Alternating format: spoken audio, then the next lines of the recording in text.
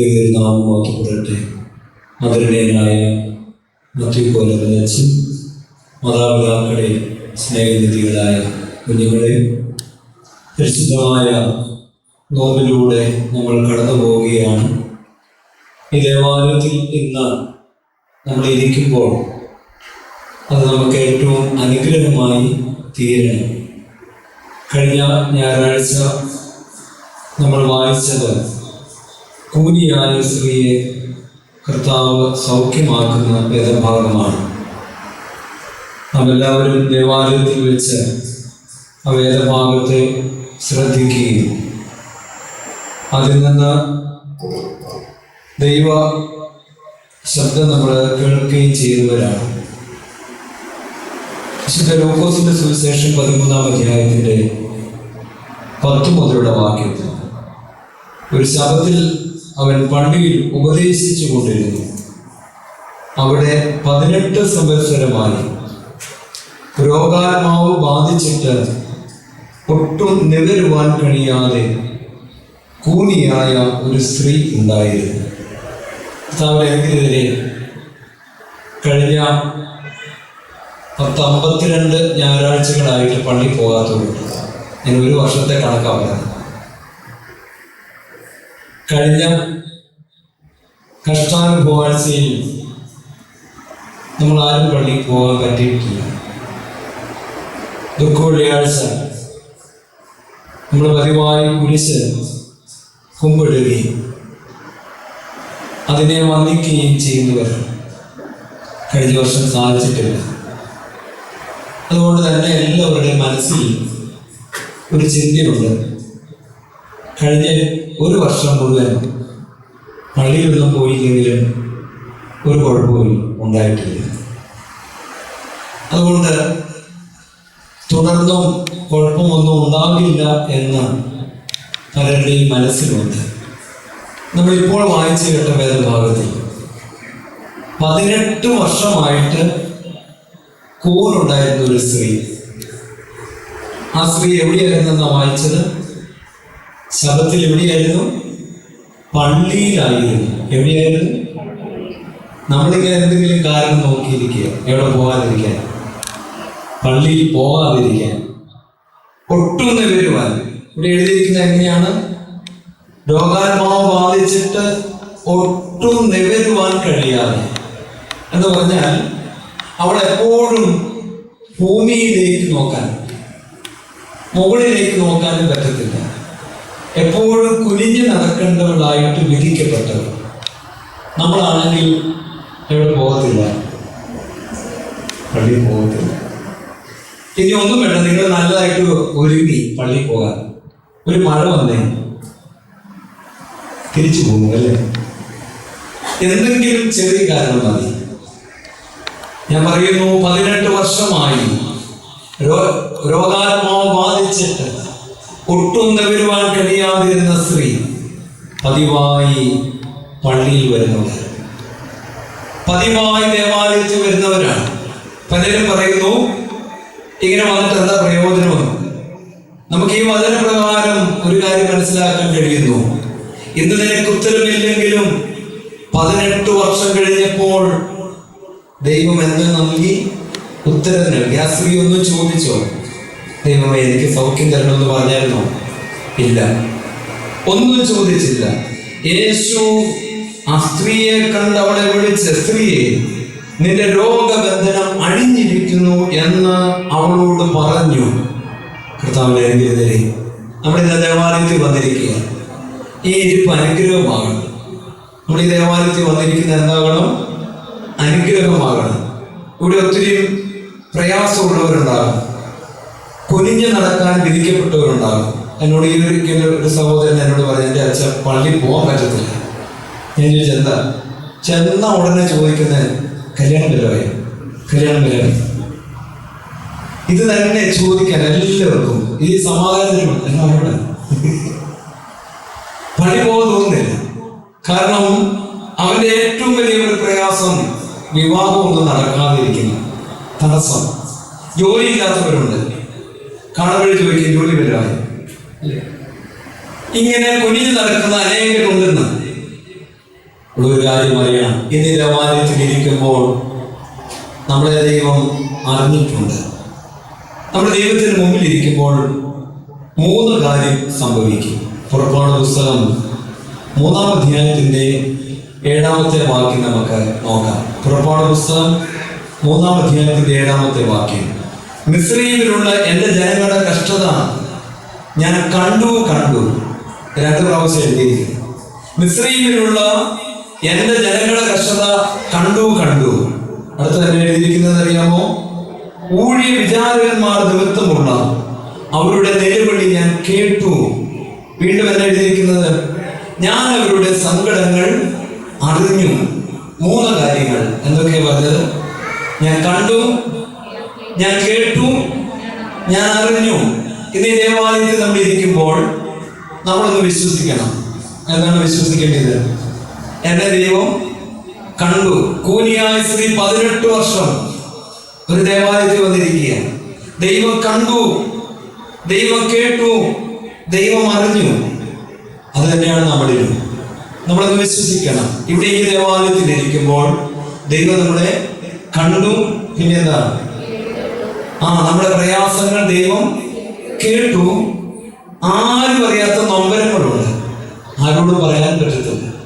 ആ സങ്കടങ്ങൾ ആരറിഞ്ഞു? ദൈവം അറിഞ്ഞു.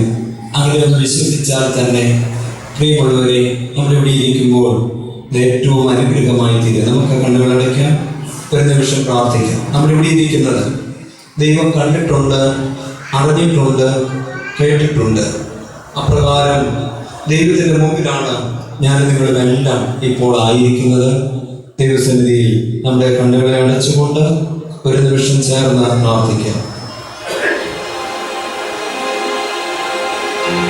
സ്നേഹവാനായ ദൈവമേ, അവിടുത്തെ ദാനമായി തന്ന ഈ നല്ല ദിവസത്തിനായി നിന്നെ ഞങ്ങൾ സ്തുതിക്കുന്നു. എൻ്റെ അടുക്കൽ വരുന്നവരെ ഞാൻ ഒരു നാളും ഉപേക്ഷിക്കില്ല, തള്ളിക്കളയുകയില്ല എന്ന് അങ്ങനെ ചെയ്തിട്ടുണ്ടല്ലോ. ദൈവമേ, പരിശുദ്ധ ദേവാലയത്തിന്റെ അവിടുത്തെ പാദപീഠത്തിന്റെ അങ്ങയുടെ ജയമുള്ള ശ്രീമായുടെ തണലിൽ ഞങ്ങളിതാ കടന്നു വന്നിരിക്കുക. 18 വർഷമായി കൂന് ബാധിച്ചിരുന്ന സ്ത്രീ പതിവായി ദേവാലയത്തിൽ പോയിരുന്നു.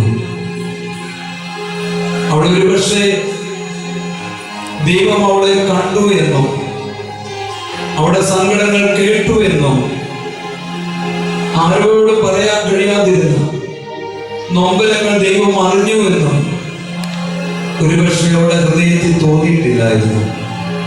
എന്നാൽ ഇന്ന് ഈ ദേവാലയത്തിൽ ഇരിക്കുമ്പോൾ നമ്മളൊരു കാര്യം വിശ്വസിക്കണം. എൻ്റെ ദൈവം എന്നെ കണ്ടു. ഞാനിവിടെ ഇരിക്കുമ്പോൾ എൻ്റെ കുടുംബത്തെ ദൈവം കണ്ടിട്ടുണ്ട്. എൻ്റെ എല്ലാ നൊമ്പരങ്ങളും ദൈവം കേട്ട് കഴിഞ്ഞു. എൻ്റെ സങ്കടങ്ങളെല്ലാം ദൈവം അറിഞ്ഞിട്ടുണ്ട്. അപ്രകാരം സകലതും അറിയുന്ന ഒരു ദൈവത്തിന്റെ മുമ്പാകെയാണ് നമ്മൾ ആയിരിക്കുന്നത്. ആ ദൈവത്തെ നന്ദിയോടെ പാടി സ്തുതിപ്പാൻ ദൈവമേ ഞങ്ങളെല്ലാവരെയും അനുഗ്രഹിക്കണമേ. ഇതാ ഈ സന്ധിയിൽ എൻ്റെ പാദപീഠത്തിലിരുന്ന് ആത്മാവിൽ അങ്ങയൊന്ന് ആരാധിപ്പാൻ ഞങ്ങളെല്ലാവരെയും സഹായിക്കണമേ. ഈ സമയത്ത് നമ്മുടെ കുടുംബങ്ങളെ, നമ്മുടെ കുടുംബത്തിലുള്ളവരെയും ദൈവകരങ്ങളിൽ ഏൽപ്പിക്കാം. യോശുവ പറഞ്ഞതുപോലെ ഞാനും ഇതാ എൻ്റെ കുടുംബവും എല്ലാവരെയും ദൈവകരങ്ങളിൽ ഏൽപ്പിക്കാം. ഇന്ന് കടന്നു വരാൻ കഴിയാതിരിക്കുന്നവരെയും ദൈവകരങ്ങളിൽ ഏൽപ്പിക്കാം. എല്ലാവരും ഒന്ന് ചേർന്ന് ദൈവത്തെ ആരാധിക്കുന്നു എന്ന ഹൃദയത്തിൽ വിശ്വസിക്കാം. കർത്താവ് ഇസ്രായേൽ മക്കളുടെ ഇടയിലൂടെ സഞ്ചരിച്ചപ്പോൾ അവരുടെ ഇടയിൽ വലിയ അത്ഭുതങ്ങൾ ഉണ്ടായി, അവരുടെ ഇടയിൽ വലിയ മാനസാന്തരങ്ങൾ ഉണ്ടായി. എന്ന് ദൈവമേ, ഞങ്ങളുടെ ഇടയിൽ അങ്ങ് സഞ്ചരിച്ചു കൊണ്ടിരിക്കണമേ. ഞങ്ങളുടെ കരസ്പർശനം നൽകി ഞങ്ങളെല്ലാവരെയും അനുഗ്രഹിക്കണമേ. പിതാവിൻ്റെയും പുത്രൻ്റെയും പരിശുദ്ധ രൂഹായുടെ നാമത്തിൽ തന്നെ ആമേൻ. നമുക്ക് എണ്ണി എണ്ണി സ്തുതിക്കാം എന്നുള്ളൊരു ഗാനമുണ്ട്. ചേർന്ന് ഇപ്പോഴത്തെ പാടാം.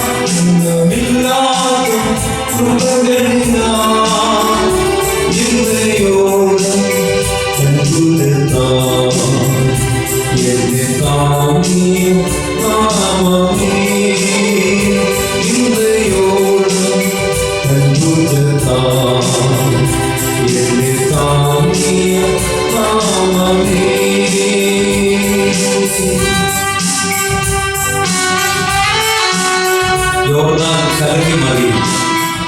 ജീവിത ഭാരങ്ങൾ ഏറുമ്പോൾ ഏലിയാവിനെ പോലെ വിശ്വാസത്തോടു കൂടി നീ നിൽക്കുമ്പോൾ ദൈവം നിന്നിൽ ശക്തിപ്പെടുന്നു. ചേർപ്പാട് യോർദാൻ കലങ്ങി മറിയും. യോർദാൻ കലങ്ങി മറിയും ജീവിത ഭാരങ്ങൾ. യോർദാൻ കലങ്ങി മറിയും ജീവിത ഭാരങ്ങൾ.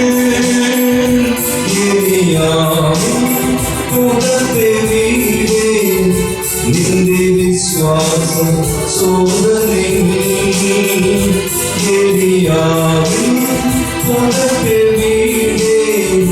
നിന്റെ വിശ്വാസം സോദരൻ സ്തുതിക്കുവാൻ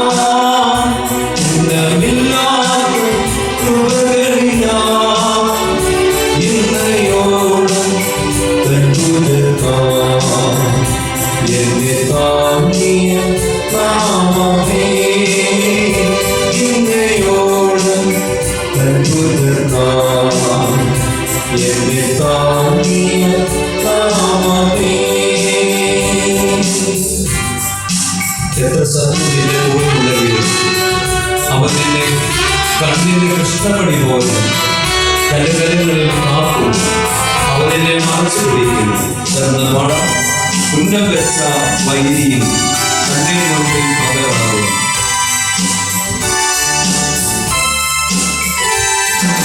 ഉന്നം വെച്ച വൈരിയും കണ്ണിൻ മുൻപിൽ പകരാതെ. ഉന്നം വെച്ച വൈരിയും കണ്ണിൻ മുൻപിൽ പകരാതെ. കണ്ണിൻ വഴി പോൽ കാക്കും കരങ്ങളിൽ നിന്നെ മൂടി മറച്ചിലേ. കണ്ണിൻ വഴി പോൽ കാക്കും കരങ്ങളിൽ നിന്നെ മൂടി മറച്ചിലേ. സ്തുതിക്കുവാൻ ഇടമില്ലാത്ത കൃപകളിനാൽ ഇന്നയോളം അത്ഭുതത്താൽ എന്നെ താങ്ങിയ നാമമേ. ഇന്നയോളം അത്ഭുതത്താൽ എന്നെ താങ്ങിയ നാമമേ.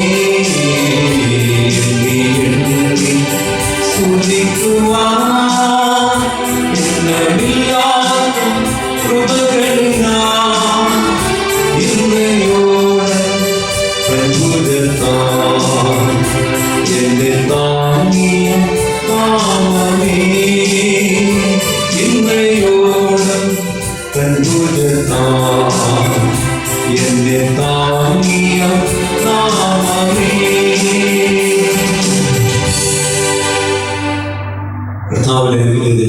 ദൈവത്തെ ആരാധിക്കുക.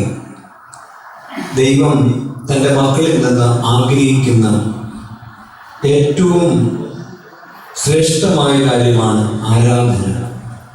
ഈ പ്രപഞ്ചത്തെ ദൈവം സൃഷ്ടിച്ചപ്പോൾ ഭൂമിയിൽ ഉളവാകേണ്ടതെല്ലാം ഭൂമിയോട് കൽപ്പിച്ചു, സമുദ്രത്തിൽ ഉളവാകേണ്ടതെല്ലാം സമുദ്രത്തോട് കൽപ്പിച്ചു, ഈ ആകാശത്തിൽ ഉണ്ടാകേണ്ടതെല്ലാം ആകാശത്തോട് കൽപ്പിച്ചു. പക്ഷേ മനുഷ്യനെ മാത്രം സൃഷ്ടിച്ചപ്പോൾ ദൈവം തന്നിലേക്ക് തന്നെ നോക്കി. എന്നിട്ട് അങ്ങനെ സൃഷ്ടിച്ചത് തൻ്റെ സ്വരൂപത്തിലും തൻ്റെ സാദൃശ്യത്തിലും. നമ്മളെല്ലാവരും ദൈവത്തിൻ്റെ ആത്മാവുള്ളവരാണ്. അതുകൊണ്ട് തന്നെ മനുഷ്യനെ ഏറ്റവും വിലപ്പെട്ടവരാണ്. ആരും നശിച്ചു പോകാൻ ദൈവം ആഗ്രഹിക്കുന്നില്ല. ഇന്ന് ദേവാലയത്തിൽ നമ്മൾ ഇരിക്കുമ്പോൾ ദൈവത്തിൻ്റെ ആത്മാവ് നമ്മളിലുണ്ട്. അതുകൊണ്ട് തന്നെ ഓരോ ദിവസവും നമ്മൾ ദൈവത്തെ ആരാധിക്കേണ്ടവരാണ്. അതുകൊണ്ട് ആരാധനയ്ക്ക് വളരെ പ്രാധാന്യമുണ്ട്. ദേവാലയത്തിൽ വരുന്നതിന് വളരെ പ്രാധാന്യമുണ്ട്. ദൈവത്തെ ആരാധിക്കുന്നവർക്ക് ദൈവം ചില പ്രത്യേകതകൾ നൽകിക്കൊണ്ടിരിക്കും. ശമരിയാക്കാരി സ്ത്രീ കർത്താവിൻ്റെ അടുക്കൽ വന്നു. കർത്താവ് അവളോട് ഒരു കാര്യം പറഞ്ഞു, നീ കോരാൻ വന്ന ഈ വെള്ളം കുടിച്ചാൽ വീണ്ടും വീണ്ടും എന്തുണ്ടാവും? ദാഹമുണ്ടാവും. വീണ്ടും വീണ്ടും എന്താ ഉണ്ടാവും? ദാഹമുണ്ടാവും. എന്നാൽ ഞാൻ കൊടുക്കുന്ന വെള്ളമോ അതെന്താവും? നിത്യജീവനിലേക്കുള്ള ഉറവയാണ്. അത് കുടിക്കുന്നവർ ഒരു നാളും ദാഹമില്ല. എന്താണ് കർത്താവ് ഈ നട്ടുച്ച നേരത്ത് ഈ സ്ത്രീയോട് പറഞ്ഞത്? അവൾ വെള്ളം കോരുവാൻ വന്നതാണ്. കർത്താവ് അവളോട് പറഞ്ഞു, കഴിഞ്ഞ കാല ജീവിതത്തിൽ എത്ര കണ്ടിട്ടും മതി വരാത്ത കണ്ണുകൾ, എത്ര കേട്ടിട്ടും നിറയാത്ത ചെവികൾ, ഇതെല്ലാം നമുക്കുണ്ട്. പത്രോസ് പറയുക, പാവങ്ങളെ കണ്ടിട്ടും മതി വന്നിട്ടില്ല. കണ്ണുകൾക്ക് എന്ത് വന്നിട്ടില്ല? മതി, ദാഹം. അതുകൊണ്ട് തന്നെ ആ സ്ത്രീക്ക് 5 ഭർത്താക്കന്മാരുണ്ടായിരുന്നു. 5 ഭർത്താക്കന്മാർ. ദാഹം തീർന്നിട്ടേയില്ല. പ്രിയമുള്ളവരെ, ഈ ലോകത്തിലെ ദാഹം അതിന് ശമനമില്ല. കർത്താവ് പറയുകയാണ്, നീ ഇനി എത്ര ഭർത്താക്കന്മാരെ സ്വീകരിച്ചാലും ദാഹം തീരുകയില്ല, ദാഹം തീരുകയില്ല. എന്നാൽ ഞാൻ കൊടുക്കുന്ന വെള്ളമോ അതാണ് ദാഹം ശമിപ്പിക്കുന്നത്. എന്റെ പ്രിയമുള്ളവരെ, ആരാധിക്കാത്ത മനുഷ്യർ ഈ ലോകത്തിൽ ദാഹിച്ചുഴലുന്നവരാണ്. അവർ ഈ ലോകത്തിന്റെ എല്ലാ തിന്മകളെയും ആർത്തിയോടുകൂടി, എല്ലാ സുഖലോലുകളിലും ആർത്തിയോടുകൂടി കടന്നു പോകാൻ ഇട ആവുന്നവരാണ്. പിന്നെ ആർക്കാണ് ഇതിൽ നിന്ന് മോചനമുള്ളത്? ദൈവസന്നിധിയിൽ വന്ന് ആരാധിക്കുമ്പോൾ ഈ ലോകത്തോടുള്ള ദാഹം ശമിക്കും. ഈ ലോകത്തോടുള്ള താല്പര്യങ്ങൾ നമ്മളിൽ കുറയും. ആരാധിക്കണം, ദൈവത്തിന്റെ അടുക്കൽ വരണം, ദൈവത്തെ സ്തുതിക്കണം. ഒരു സ്ത്രീ പതിവായ ദേവാലയത്തിൽ വന്നുകൊണ്ടിരുന്നു. കർത്താവ് അവളെ കണ്ടു, അവളെ കേട്ടു, അവളെ അറിഞ്ഞു. ഇന്ന് നമ്മൾ ദൈവം മുമ്പാകെ വന്നിരിക്കുമ്പോൾ നമ്മുടെ ശരീരത്തിന്റെ ബലഹീനതകളെ അറിയുന്ന ഒരു ദൈവമുണ്ട്. അതുകൊണ്ടാണ് പൗലോസ് പറഞ്ഞത്, എന്റെ ബലഹീനതകളിൽ ഞാൻ സന്തോഷിക്കുന്നു. കാരണം എന്താണെന്നറിയാമോ? എന്റെ ബലഹീനതകളെ അറിയുന്ന ഒരുവനുണ്ട്. നമ്മുടെ കുറവുകളെ അറിയുന്ന ഒരുവനുണ്ട്. കുറവുള്ളവരെയാണ് ദൈവം എപ്പോഴും വിളിക്കുന്നത്. നമ്മുടെ കുറവുകളെ അറിയുന്ന ഒരു ദൈവം. ആ ദൈവത്തിന്റെ മുമ്പിൽ ഓരോ ദിവസവും വരുമ്പോഴാണ് പ്രിയമുള്ളവരെ ദാഹം ശമിക്കുന്നത്. അതുകൊണ്ട് തന്നെ ശമരിയാക്കാരി സ്ത്രീ അറിയാതെ ഒരു കാര്യം പറഞ്ഞു, കർത്താവേ, ഞങ്ങളുടെ പിതാക്കന്മാര് പറഞ്ഞിട്ടുണ്ട്, ഇതാ ആ മലയിൽ പോയിട്ടാണ് പ്രാർത്ഥിക്കേണ്ടത്, യെരൂശലേമിൽ പോകണം പ്രാർത്ഥിക്കാൻ. കർത്താവോട് പറഞ്ഞതെന്നറിയാമോ? ആ മലയിലുമല്ല, യെരൂശലേമിലുമല്ല. അതെന്താണെന്നറിയാമോ? ആ മലയിൽ പോയി പ്രാർത്ഥിക്കണം എന്ന് പറയുമ്പോൾ എന്നറിയാമോ? എല്ലാവർക്കും ഇവിടെ പോകാൻ പറ്റില്ല, മലയിലേക്ക് പോകാൻ പറ്റത്തില്ല. തടസ്സങ്ങൾ. അവിടെ കർത്താവിനോട് പറയുകയാണ്, കർത്താവേ, അങ്ങ് പറഞ്ഞതുപോലെ ആരാധിക്കാൻ എനിക്ക് കഴിയുന്നില്ല, യെരൂശലേമിൽ പോകണം, മലയിൽ പോകണം. കർത്താവ് പറഞ്ഞു, വേണ്ട, ആരാധിക്കാൻ മനയിൽ പോകേണ്ട ആവശ്യമില്ല. ആരാധിക്കുന്നവൻ എങ്ങനെ ആരാധിക്കണം? ആത്മാവിലും സത്യത്തിലും ആരാധിക്കണം. ആത്മാവിലും സത്യത്തിലും ആരാധിക്കണം. എന്റെ പ്രിയമുള്ളവരെ, യേശുവിന് പുതിയൊരു ജീവിതം അവൾക്ക് കാണിച്ചു കൊടുക്കുകയാണ്. ആരാധനയുള്ള ഒരു ജീവിതം കർത്താവ് കാണിച്ചു കൊടുക്കുകയാണ്. ഇന്ന് നമ്മൾ ഈ സന്ധ്യയിൽ ദേവാലയത്തിൽ ഇരിക്കുമ്പോൾ ഞാനും നിങ്ങളും അനുഗ്രഹിക്കപ്പെട്ടവരാണ്. ആരാധന നമ്മൾ മനസ്സിലാക്കണം. ദൈവസന്നിധിയിൽ ഇരിക്കുന്നത് നമ്മൾ പഠിക്കണം. എല്ലാവരും ഇവിടെ ഇരിക്കുന്ന ആരെങ്കിലും സന്ധ്യാപ്രാർത്ഥന നടത്താത്തവരാണോ? എല്ലാവരും സന്ധ്യാപ്രാർത്ഥന നടത്തുന്നവരെ കൈപൊക്കിക്കെ. സന്ധ്യാപ്രാർത്ഥന നടത്തുന്ന എത്ര പേരുണ്ട്? എല്ലാവരും സന്ധ്യക്ക് പ്രാർത്ഥിക്കും. ആരുമില്ലല്ലോ. സന്ധ്യക്ക് പ്രാർത്ഥിക്കാത്ത ആരെങ്കിലും ഉണ്ടോ? ആരുമില്ല. എല്ലാവരും രാവിലെ പ്രാർത്ഥിക്കുന്നവര് കുറച്ച് കഴിഞ്ഞാലും സാരമില്ല. നമ്മളെല്ലാം പ്രാർത്ഥിക്കുന്നവരാണ്. സന്ധ്യക്ക് നമ്മൾ പ്രാർത്ഥിക്കും, രാവിലെ നമ്മൾ പ്രാർത്ഥിക്കും, അല്ലേ? എന്നിട്ടും എന്തേ നമുക്കൊരു മാറ്റമില്ല.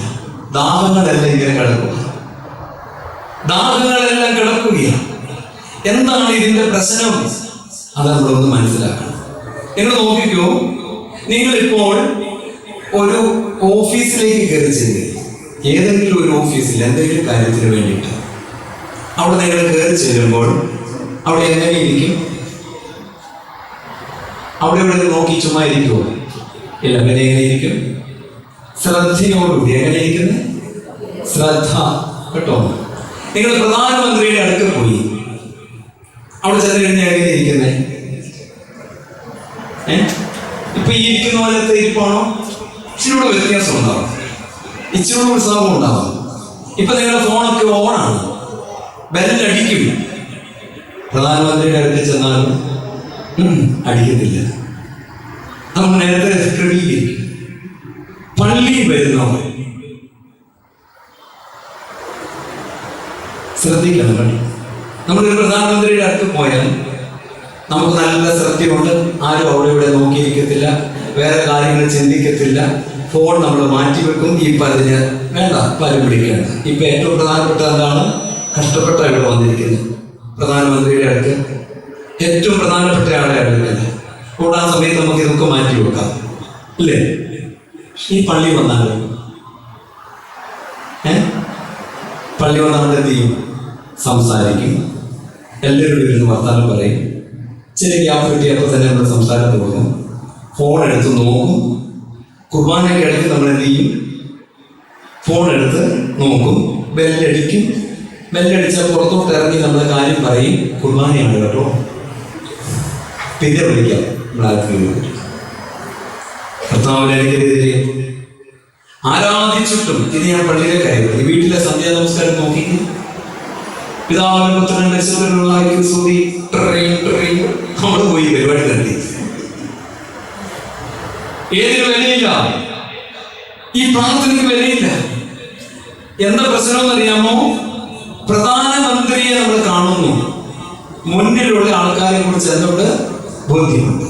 ഈ പള്ളി വരുമ്പോൾ നമ്മൾ എന്ത് കാണുന്നില്ല? ദൈവത്തിന്റെ മുമ്പിൽ. അതാണ് ഇന്നത്തെ ഏറ്റവും വലിയ പ്രശ്നം.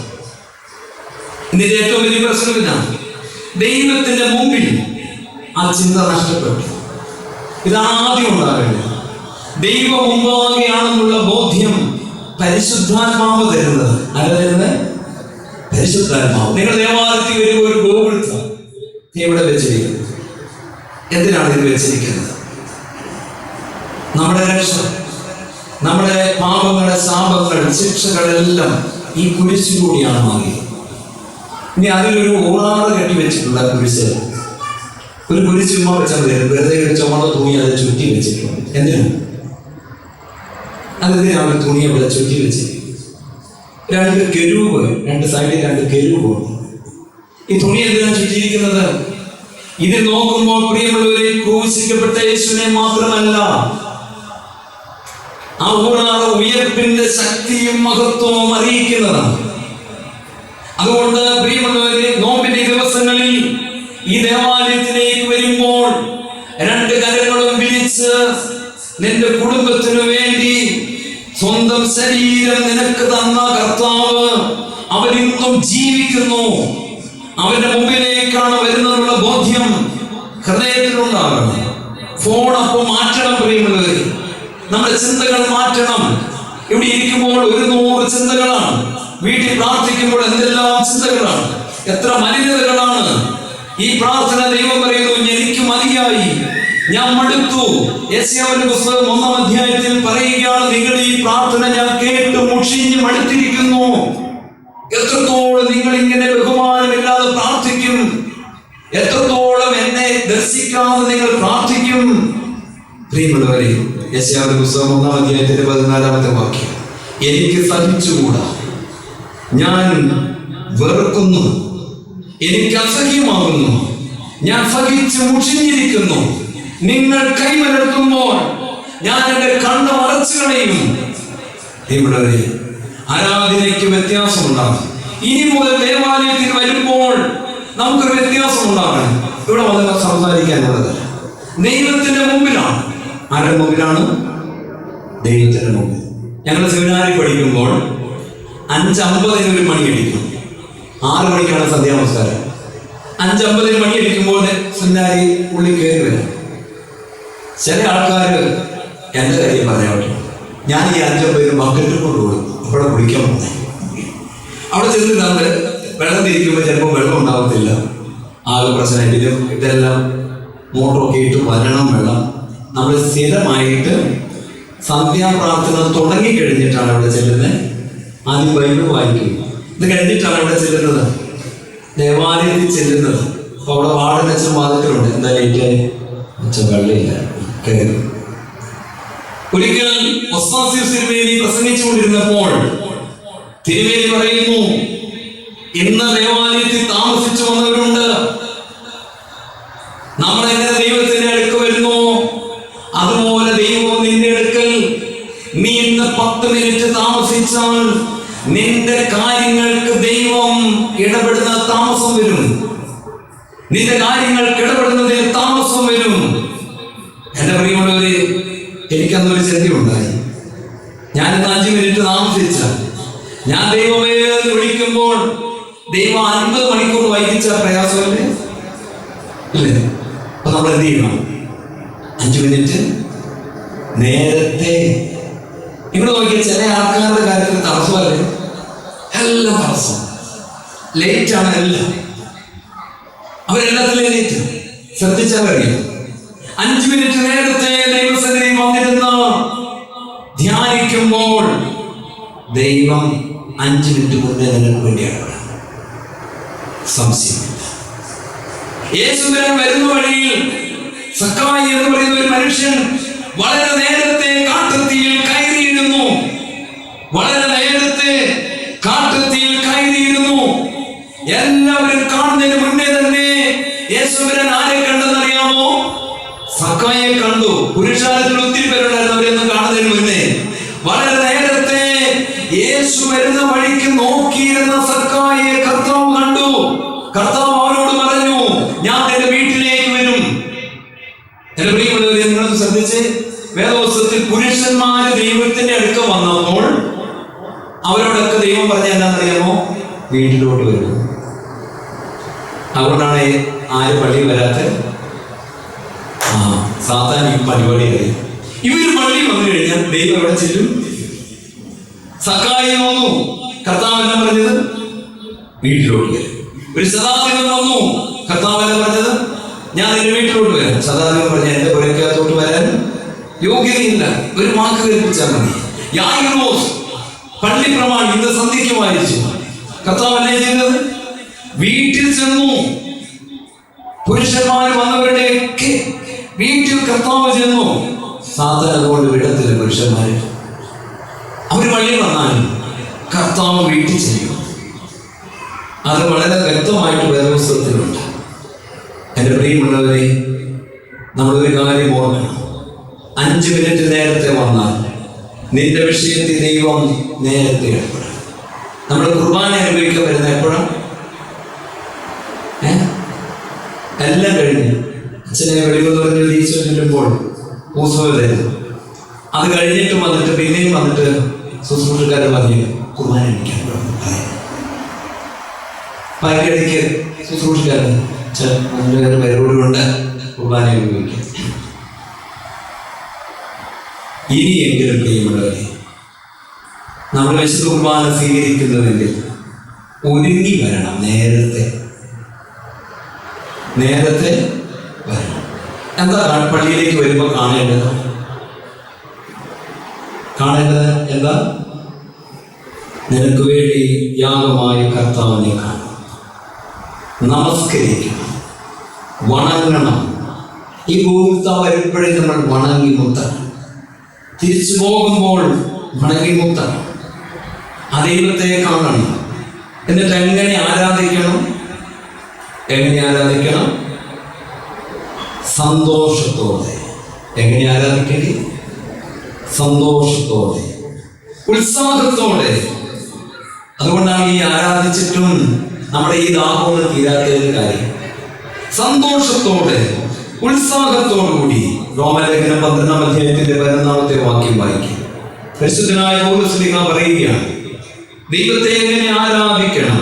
എങ്ങനെയാണ് ആരാധിക്കേണ്ടത്? 12-ാം അധ്യായത്തിന്റെ 11-ാം വാക്യം, ഉത്സാഹത്തിൽ മടുപ്പില്ലാതെ ആത്മാവിൽ എരിവുള്ളവരായി കർത്താവിനെ ആരാധിക്കുക. എങ്ങനെ ആരാധിക്കേണ്ടത്? ഉത്സാഹത്തിൽ മടുപ്പ് വരരുത്.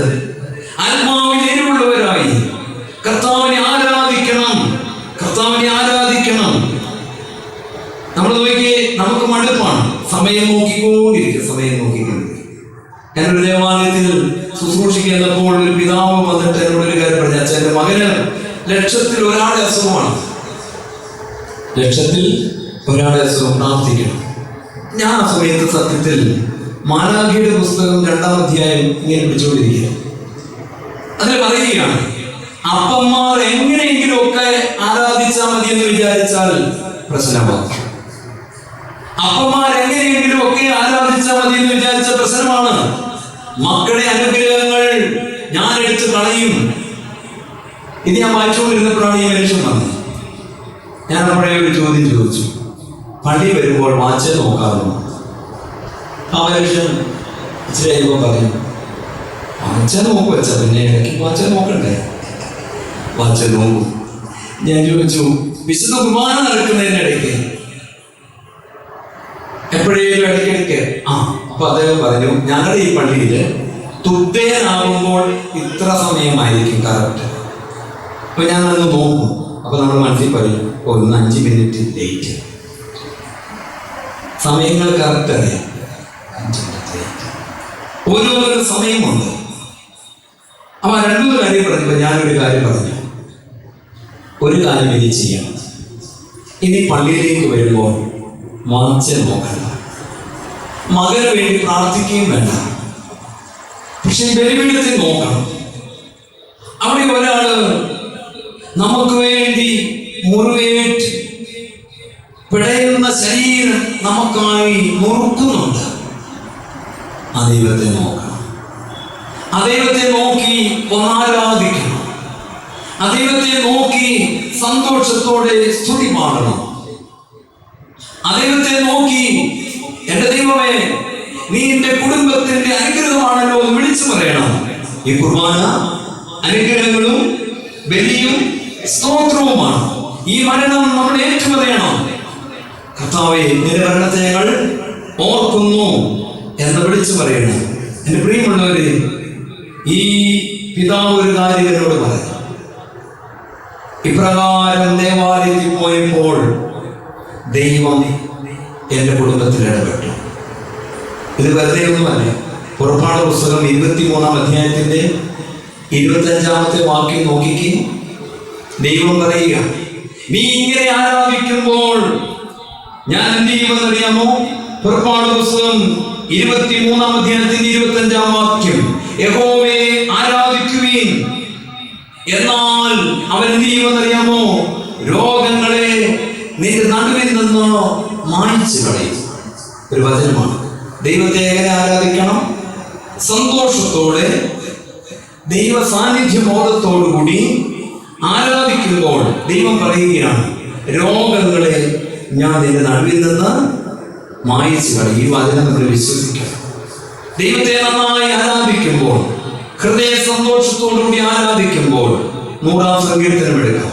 ഇവിടെ നമ്മളൊരു പാട്ട് ആ സങ്കീർത്തനം ഒരു പാട്ടായിട്ട് തീർന്നിട്ടുണ്ടല്ലോ. ഭൂവാസികളെ യഹോവയെ സ്തുതിപ്പീൻ എന്ന് പറയുന്ന പാട്ട്. 100-ാം സങ്കീർത്തനം. സകല ഭൂവാസികളുമേ യഹോവയെ കാത്തിടുവീൻ. അടുത്തത് എന്താണെന്നറിയാമോ? സന്തോഷത്തോടെ യഹോവയെ ആരാധിക്കുവേൻ. എങ്ങനെ ആരാധിക്കണ്ടേ? ഒരു മടുപ്പുമില്ലാതെ സന്തോഷത്തോടുകൂടി ദൈവത്തെ ആരാധിക്കുക. വീട്ടിലൊരു സന്ധ്യാപ്രാർത്ഥന 1/2 മണിക്കൂർ പ്രാർത്ഥിക്കുന്നു എന്നുള്ളതൊന്നും വിഷയമല്ല. 5 മിനിറ്റ് പ്രാർത്ഥിച്ചാൽ എങ്ങനെ പ്രാർത്ഥിക്കണം? സന്തോഷത്തോടെ. എങ്ങനെ പ്രാർത്ഥിക്കണം? സന്തോഷത്തോടെ. ആരുടെ മുമ്പിൽ? ദൈവത്തിന്റെ മുമ്പിലാണെന്നുള്ള ബോധ്യത്തോടുകൂടി പ്രാർത്ഥിച്ചു. പ്രിയമുള്ളവരെ, നമ്മുടെ കുടുംബത്തെ ദൈവം അനുഗ്രഹിക്കും. പ്രഭാഷണം 23-ാം അധ്യായത്തിന്റെ 25-ാം വാക്യം പറയുകയാണ്, നിന്റെ അപ്പത്തെയും വെള്ളത്തെയും ഞാൻ അനുഗ്രഹിക്കും എന്ന് പറഞ്ഞാൽ എന്താ? അപ്പവും വെള്ളവും ഉപജീവന മാർഗങ്ങളെ അനുഗ്രഹിക്കും. ദൈവം അനുഗ്രഹിക്കും. രോഗങ്ങളെ മായ്ച്ചു കളയും. നിന്റെ ഇടയിൽ മക്കളില്ലാത്തവരുണ്ടാകത്തില്ല. ദൈവം വരടി ചെയ്യുക. പക്ഷെ നീ ആരെ ആരാധിക്കണം? ദൈവത്തെ ഹൃദയ സന്തോഷത്തോടുകൂടി ആരാധിക്കണം. ശമരിയക്കാരി സ്ത്രീയോട് കർത്താവ് പറയുകയാണ്, ആരാധിക്കണം. നീ ദൈവത്തെ ആരാധിക്കുമ്പോൾ ഇപ്പോഴുള്ള ദാഹങ്ങളെല്ലാം മാഞ്ഞുപോകും. ഇപ്പോഴുള്ള എല്ലാ ദാഹങ്ങളും നിന്നിൽ നിന്ന് പതുക്കെ മാഞ്ഞുപോയിക്കൊണ്ടിരിക്കും. കർത്താവിനെതിരെ നന്നായി ദൈവത്തെ ആരാധിക്കണം. നമ്മൾ അതിനെ കടംപെട്ടവരാണ്. ദൈവത്തിന്റെ സാദൃശ്യം സ്വരൂപം നമ്മളിലുണ്ട്. അതുകൊണ്ട് ഒന്നാമത് പള്ളി വരുമ്പോൾ ഒരു വ്യത്യാസം ഉണ്ടാകട്ടെ. ദേവാലയത്തിലേക്ക് കയറുമ്പോൾ ശാന്തരാകണം. ആരുടെ മുമ്പിലാണ്? ആരുടെ മുമ്പിലാണ്? ദൈവത്തിന്റെ മുമ്പിൽ. എന്നിട്ട് എന്താ വിശ്വസിക്കേണ്ടത്? ദൈവം എന്നെ കണ്ടു, കേട്ടു, അറിഞ്ഞു. വിശ്വസിച്ചാലേ പ്രയോജനമുള്ളൂ കേട്ടോ. വിശ്വസിച്ചാലേ പ്രയോജനമുള്ളൂ. വിശ്വസിച്ചാലല്ല അനുഗ്രഹം. ദൈവം എന്നെ കണ്ടു, കേട്ടു, അറിഞ്ഞു എന്ന ഹൃദയത്തിൽ വിശ്വസിച്ച് ദൈവത്തെ ഏറ്റവും സന്തോഷത്തോടെ ആരാധിച്ചാൽ, പ്രിയമുള്ളവരെ, നമ്മൾ അറിയാതെ നമ്മുടെ ഭവനത്തിന്മേൽ ദൈവം സഞ്ചരിക്കും. ദൈവം ഇടപെടും. നമ്മുടെ കുടുംബത്തിൽ ദൈവത്തിന്റെ സഞ്ചാരം ഉണ്ടാകും. ഞാൻ ഓർക്കുകയാണ്, ഞങ്ങളുടെ ആശ്രമത്തിൽ എല്ലാ യാമപ്രാർത്ഥനയുണ്ട്. നമ്മുടെ സ്കൂളിൽ ഒരു കുട്ടി ജോലിക്ക് വന്നു, ദൂരെ വന്നതാണ്. ഓർത്തഡോക്സ് സഭയിലെ ഒരു കുട്ടി. അവിടെ താമസം കൊടുത്തു, താമസിക്കുന്നു. ഒരൊറ്റ ദിവസം പള്ളി വന്നിട്ടില്ല. ഇത്രയും സന്ധ്യാപ്രാർത്ഥന, മണിയടിക്കുന്നു, സന്ധ്യാപ്രാർത്ഥന, രാവിലെ പ്രാർത്ഥന, കുർബാനയുള്ള ദിവസങ്ങളിൽ വിശുദ്ധ കുർബാന. ഒരൊറ്റ ദിവസം ഇവിടെ വന്നിട്ടില്ല, പള്ളി വന്നിട്ടില്ല. ഞാൻ ഓർത്ത ദൈവമേ, ഇനിയിപ്പോ ഇത് നമ്മുടെ ആൾക്കാർ തന്നെയാണ്. പ്രഭാഷം പറയുന്നത് നമ്മുടെ ഓർത്തഡോക്സ് കാണാൻ. അങ്ങനെ ഇരുന്നപ്പോഴാണ് ഈ കുട്ടി വന്നൊരു പ്രയാസം പറയുന്നത്, അച്ഛാ, എന്റെ ഇന്ന കാര്യങ്ങൾക്കൊന്നും ഒരു നടത്തിപ്പില്ല. ഞാൻ നന്നായിട്ട് പഠിച്ചുകൊണ്ടിരിക്കുക, വേറെ ജോലിക്ക് വേണ്ടി പഠിച്ചുകൊണ്ടിരിക്കുക. ഇവിടെ ജോലി ചെയ്യുമ്പോൾ ഒന്നും നടക്കുന്നില്ല. ഞാൻ ഒരേ കാര്യമേ പറഞ്ഞു, ഒറ്റ കാര്യം ചെയ്യാമോ? എന്ത് ചെയ്യണം? യഹോവയിൽ ഒരു രസം ഉണ്ടാകണം. എവിടെ രസം ഉണ്ടാകണം? ബാക്കി രസം ഒത്തിരി നമുക്കുണ്ട്. 37-ാം സങ്കീർത്തനം എന്ന് വരുത്തി ഇവിടെ ഒരു കാര്യം പറയുന്നുണ്ട്. നിന്റെ ഹൃദയത്തിന്റെ ആഗ്രഹങ്ങൾ നടക്കണമെങ്കിൽ ഒരു കാര്യം ചെയ്യണം. 37-ാം സങ്കീർത്തനം 4-ാം വാക്യം, യഹോവയിൽ തന്നെ രസിച്ചു കൊള്ളുക. അവൻ നിന്റെ ഹൃദയത്തിന്റെ ആഗ്രഹങ്ങളൊക്കെ നിനക്ക് തരും. നിന്റെ വഴി യഹോവയിൽ ഫലമേൽപ്പിക്കുക. അവനെ തന്നെ ആശ്രയിക്കുക. അവനത് നിർവഹിച്ചു തരും. ഞാനൊരു കാര്യം മാത്രമേ കുട്ടിയോട് പറഞ്ഞു, ഒന്ന് സന്ധ്യാപ്രാർത്ഥനയ്ക്ക് വരാമോ? പള്ളിയിൽ നിന്ന് വരാമോ? ദൈവത്തിന്റെ മുമ്പിൽ ഒരിച്ചിരി സന്തോഷത്തോടെ നിൽക്കാമോ? വ്യത്യാസം. കർത്താവിനെതിരെ അപ്പോഴാണ് വ്യത്യാസം ഉണ്ടായത്.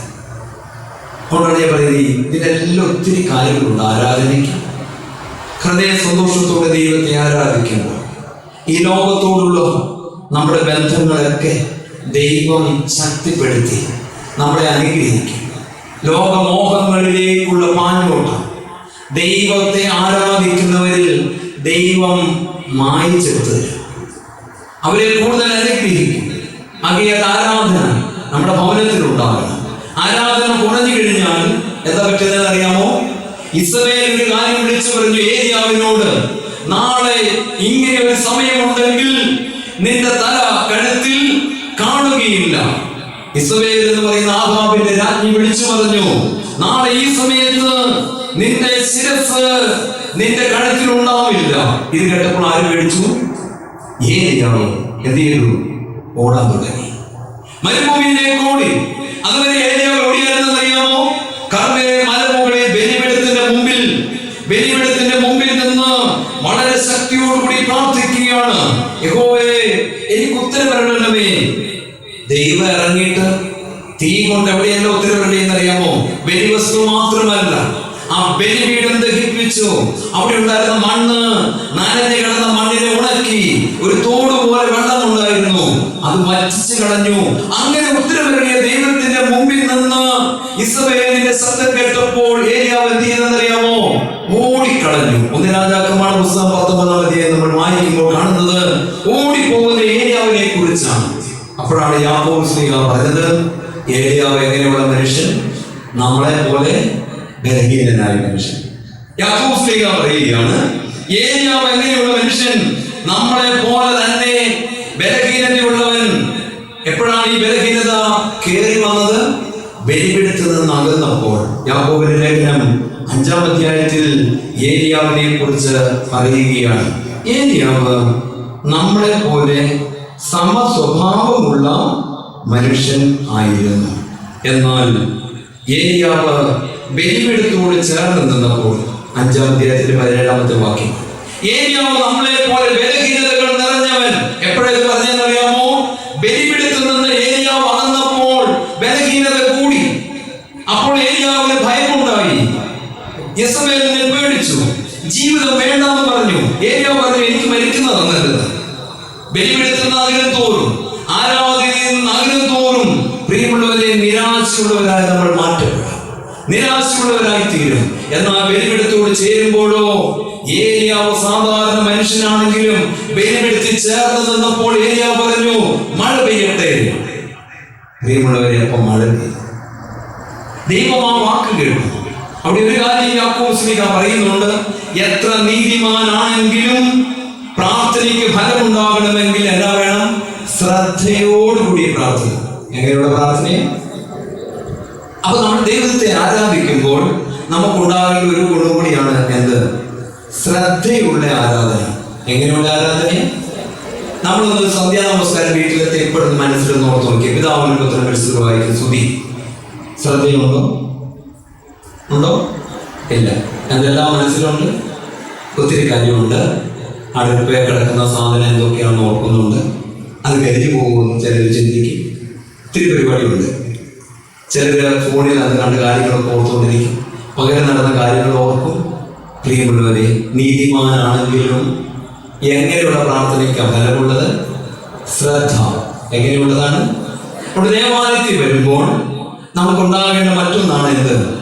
ശ്രദ്ധയോടുകൂടി പ്രാർത്ഥിക്കുക. എങ്ങനെ പ്രാർത്ഥിക്കുക? ശ്രദ്ധയോടുകൂടി പ്രാർത്ഥിക്കുക. കുറച്ചു നേരമേ പ്രാർത്ഥിച്ചുള്ളെങ്കിലും ശ്രദ്ധയോടുകൂടി നമ്മുടെ ചിന്ത വിചാരമെല്ലാം ആരിലായിരിക്കണം? ദൈവത്തിലായിരിക്കണം. ആരിലായിരിക്കണം? ദൈവത്തിൽ. ഈ ലോകത്തിന്റെ ഒരു വിഷയവും നമ്മുടെ മനസ്സിൽ വെക്കണ്ട, നമ്മുടെ ആവശ്യമാരങ്ങളൊന്നും വെക്കണ്ട. ദൈവത്തെ മാത്രം നോക്കി ഉന്മേഷത്തോടുകൂടി, ഉത്സാഹത്തോടുകൂടി, താല്പര്യത്തോടുകൂടി. നിങ്ങൾ നോക്കി, പണ്ട് മൈക്കൊന്നും ഇല്ലായിരുന്നു. പണ്ട് മൈക്കുണ്ടായിരുന്നോ? നമ്മുടെ അമ്മച്ചിമാര് ചട്ടയും കൊണ്ടുപോയി കൊടുത്തിട്ട് നേരത്തെ ഇവിടെ പോയി നിൽക്കും, പള്ളി പോയി നിൽക്കും. അന്ന് ഈ അച്ഛന്മാരൊക്കെ എന്തെങ്കിലുമൊക്കെ, ദൈവമേ നീ പരിശുദ്ധനാവും, അമ്മച്ചിമാര് വിടുവോ? അല്ലെ ബാക്കി എന്നോ സൗണ്ടെന്നറിയും, എന്തോ വെച്ചാൽ അവര് ചൊല്ലിയത് ഇതുപോലെ നീ പരിശുദ്ധ. എന്തുകൊണ്ട് അന്നത്തെ അപ്പച്ചന്മാരെ കണ്ടിട്ടുണ്ട്? ഇന്ന് എന്റെ പള്ളിയിൽ കണ്ടിരുന്ന അപ്പച്ചന്മാരുണ്ട്. എന്തോ സൗണ്ടാണെന്നറിയാമോ? അവര് ചൊല്ലാൻ തുടങ്ങിക്കഴിഞ്ഞാൽ എന്തൊരു സൗണ്ടാണെന്നറിയാമോ? എന്തൊരു ഉത്സാഹമാണ്. അന്ന് ഈ മയക്കുന്നില്ല. ഇവരെല്ലാം നല്ല ഉത്സാഹത്തോടുകൂടി, താല്പര്യത്തോടുകൂടി ദൈവത്തെ ആരാധിച്ചവരാണ്. അതുകൊണ്ട് തന്നെ ഞാൻ പറയുന്നു, നമ്മുടെ പൂർവികർക്ക് ലോകത്തോടുള്ള ദാഹം കുറവായി. സന്ധ്യയായി അവർക്ക് പ്രാർത്ഥിക്കണമെന്നേ ഉള്ളൂ, അവർക്ക് ദൈവത്തെ വിളിക്കണമെന്നേ ഉള്ളൂ. ഒരു ഞായറാഴ്ച ഉണ്ടെങ്കിൽ എവിടെ പോകണമെന്നേ ഉള്ളൂ? ദൈവത്തിന്റെ അടുത്ത് പോകണമെന്നേ ഉള്ളൂ. വേറെ ഒന്നുമില്ല പ്രിയമുണ്ട്. അവർ പറയാനുണ്ടായിരുന്നു, പള്ളി പോയാലേ എന്തെങ്കിലും തരുവുള്ളത്. എന്നോട് എന്നെ വെല്ലുവിളിച്ച് പറഞ്ഞു, പള്ളി പോയാൽ ഭക്ഷണം ഉണ്ടെന്ന്. നമ്മളെല്ലാവരും എവിടെ പോകും? പള്ളി പോകും. ഈ നമ്മുടെ പിള്ളേരോട് എന്താ പറയുന്നത്? അയ്യോ ട്യൂഷൻ പോലെ അവിടെ എല്ലാം പറ്റും. കൊച്ചു നല്ല പിടിക്കുകയായിരുന്നു, പള്ളി പോയിക്കൊണ്ടിരുന്നു. നമ്മളെന്താ പറഞ്ഞത്? ട്യൂഷൻ പൊക്കോ. അവസാനം ബസ്സിന്റെ വെളിയിൽ കൂടിയായിരിക്കും. എന്നാ ചെയ്യും? കർത്താവിന്റെ അനുഗ്രഹം തരും.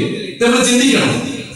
ദാഹങ്ങൾ ശമിക്കുന്നത് ആരാധനയും ദൈവത്തെ ആരാധിക്കുന്നവർക്ക് ലോകമോഹങ്ങളുടെ ദാഹങ്ങൾ ശമിക്കും. നമ്മുടെ കുഞ്ഞുങ്ങൾക്ക് ഇന്ദ്രിയജയം ഉണ്ടാകും. പിന്നെ ആരാധന വേണം, ശ്രദ്ധ വേണം. ദേവാലയത്തിൽ വരുമ്പോൾ ശ്രദ്ധയോടുകൂടി പ്രാർത്ഥിക്കണം. ദേവാലയത്തിൽ വരുമ്പോൾ എങ്ങനെ പ്രാർത്ഥിക്കണ്ടേ? ശ്രദ്ധ. എന്താ ഈ സെഫന്യാവ് എന്ന് പറയുന്ന പ്രവാചകൻ ദൈവത്തോട് പറഞ്ഞു, ദൈവമേ പ്രാർത്ഥിക്കുമ്പോൾ ശ്രദ്ധയില്ല, പ്രാർത്ഥിക്കുമ്പോൾ എന്നയില്ല. ദൈവം പറഞ്ഞു, നോണ പറയുന്നത് നിർത്തണം. എന്നാ നിർത്തണം? നോണ പറയുന്നത് നിർത്തണം. 2, വിലകെട്ട കാര്യങ്ങൾ സംസാരിക്കുന്ന സ്റ്റോപ്പ് ചെയ്യണം. എത്ര വൃത്തികെട്ട കാര്യം പറയും. വിലകെട്ട കാര്യങ്ങൾ സംസാരിക്കുന്ന നിർത്തണം. ഞാനൊരു വീട്ടിൽ ചെന്ന കുട്ടികളുള്ളവര് അപ്പനും മക്കളും എല്ലാം അസഭ്യ വാക്കുകൾ കൊണ്ട് സംബോധന ചെയ്യുന്നത്. ഓടാൻ ഭാഷ എങ്ങനെയും വിളിക്കുന്നത് അങ്ങോട്ട് അവിടെ മൊത്തം ഇതാണ്. അപ്പൊ ആ അപ്പൻ ഒരു പ്രശ്നം വന്ന് പറഞ്ഞപ്പോൾ എന്നോട് ഒരു അസഭ്യ വാക്ക് കൂട്ടിയാണ് പറഞ്ഞത്. എന്റെ അച്ഛൻ മോൻ ഇങ്ങനെയാണ്. അറിയാതെ വന്നതാ, കാരണം വീട്ടിലെ സംസാരിക്കപ്പോഴും ഇങ്ങനെ. വിലകെട്ട കാര്യങ്ങൾ പ്രിയമുള്ളവരെ മാറ്റണം. അസഭ്യ വാക്കുകൾ ഒഴിവാക്കണം. വീണ്ടും സത്യജ്ഞാനോട് ഒരു കാര്യം ദൈവം പറഞ്ഞു. എന്താണെന്നറിയാമോ? പരദൂഷണം നിർത്തണം. ഏത് നിർത്തണം? 2 പേര് കൂടിക്ക് അപ്പൊ തന്നെ തുടങ്ങും മൂന്നാമത്തെ ആളെ കുറ്റം. അത് നിർത്തണം. വീണ്ടും പറഞ്ഞു അതര ചരവണം നിർത്തണം. ഏത് നിർത്തണം? അതര ചരവണം. അതല്ല ഈ സാധനം. വെറുതെ നിങ്ങൾ നോക്കി, ഇവിടെ ഒരു ചായക്കടയുണ്ടെങ്കിൽ കുറച്ച് പേര് ഒരു ചായ കൊണ്ടിരിക്കും, തുടങ്ങും അങ്ങോട്ട്. അങ്ങ് അമേരിക്ക പ്രസിഡന്റ് തൊട്ട് ഇങ്ങോട്ട് പരിപാടി തുടങ്ങും. വെറുതെ ചൊവ്വാ ഗ്രഹത്തിലൊക്കെ പോയി അവർ കറങ്ങി തിരിച്ചു വരും. എന്തെല്ലാം സംസാരം! ഈ സംസാരത്തിന്റെ പേരെന്താ? അതര ചർവണം. ഇതെന്താ സാധനം? അതര ചർവണം. അയൽക്കൂട്ടയില്ലേ ഇപ്പോ? ഇല്ലേ? എന്താണ് അതിൻ്റെ കൂടുതൽ? അതര ചർവണം. ചർവം പറയും, ഈ സാധനമുള്ളവർക്ക് കഷ്ടം കൂടും. ഈ സാധനമുള്ളവർക്ക് എന്നാ കൂടും? കഷ്ടം. ഇനി അഹങ്കാരം പറയുന്നു. എന്ത് പറയുന്നു? അഹങ്കാരം. സഫന്യാവിനോട് ദൈവം പറഞ്ഞു, നാവ് ശുദ്ധമാക്കണം. ഏത് ശുദ്ധമാക്കണം? സഫന്യാവിന്റെ പുസ്തകം 3-ാം അധ്യായത്തിന്റെ 9-ാം വാക്യം. ഏകാഗ്ര ഹൃദയം കിട്ടാൻ വേണ്ടി നിന്റെ നാവിനെ ഞാൻ വിശുദ്ധീകരിക്കും.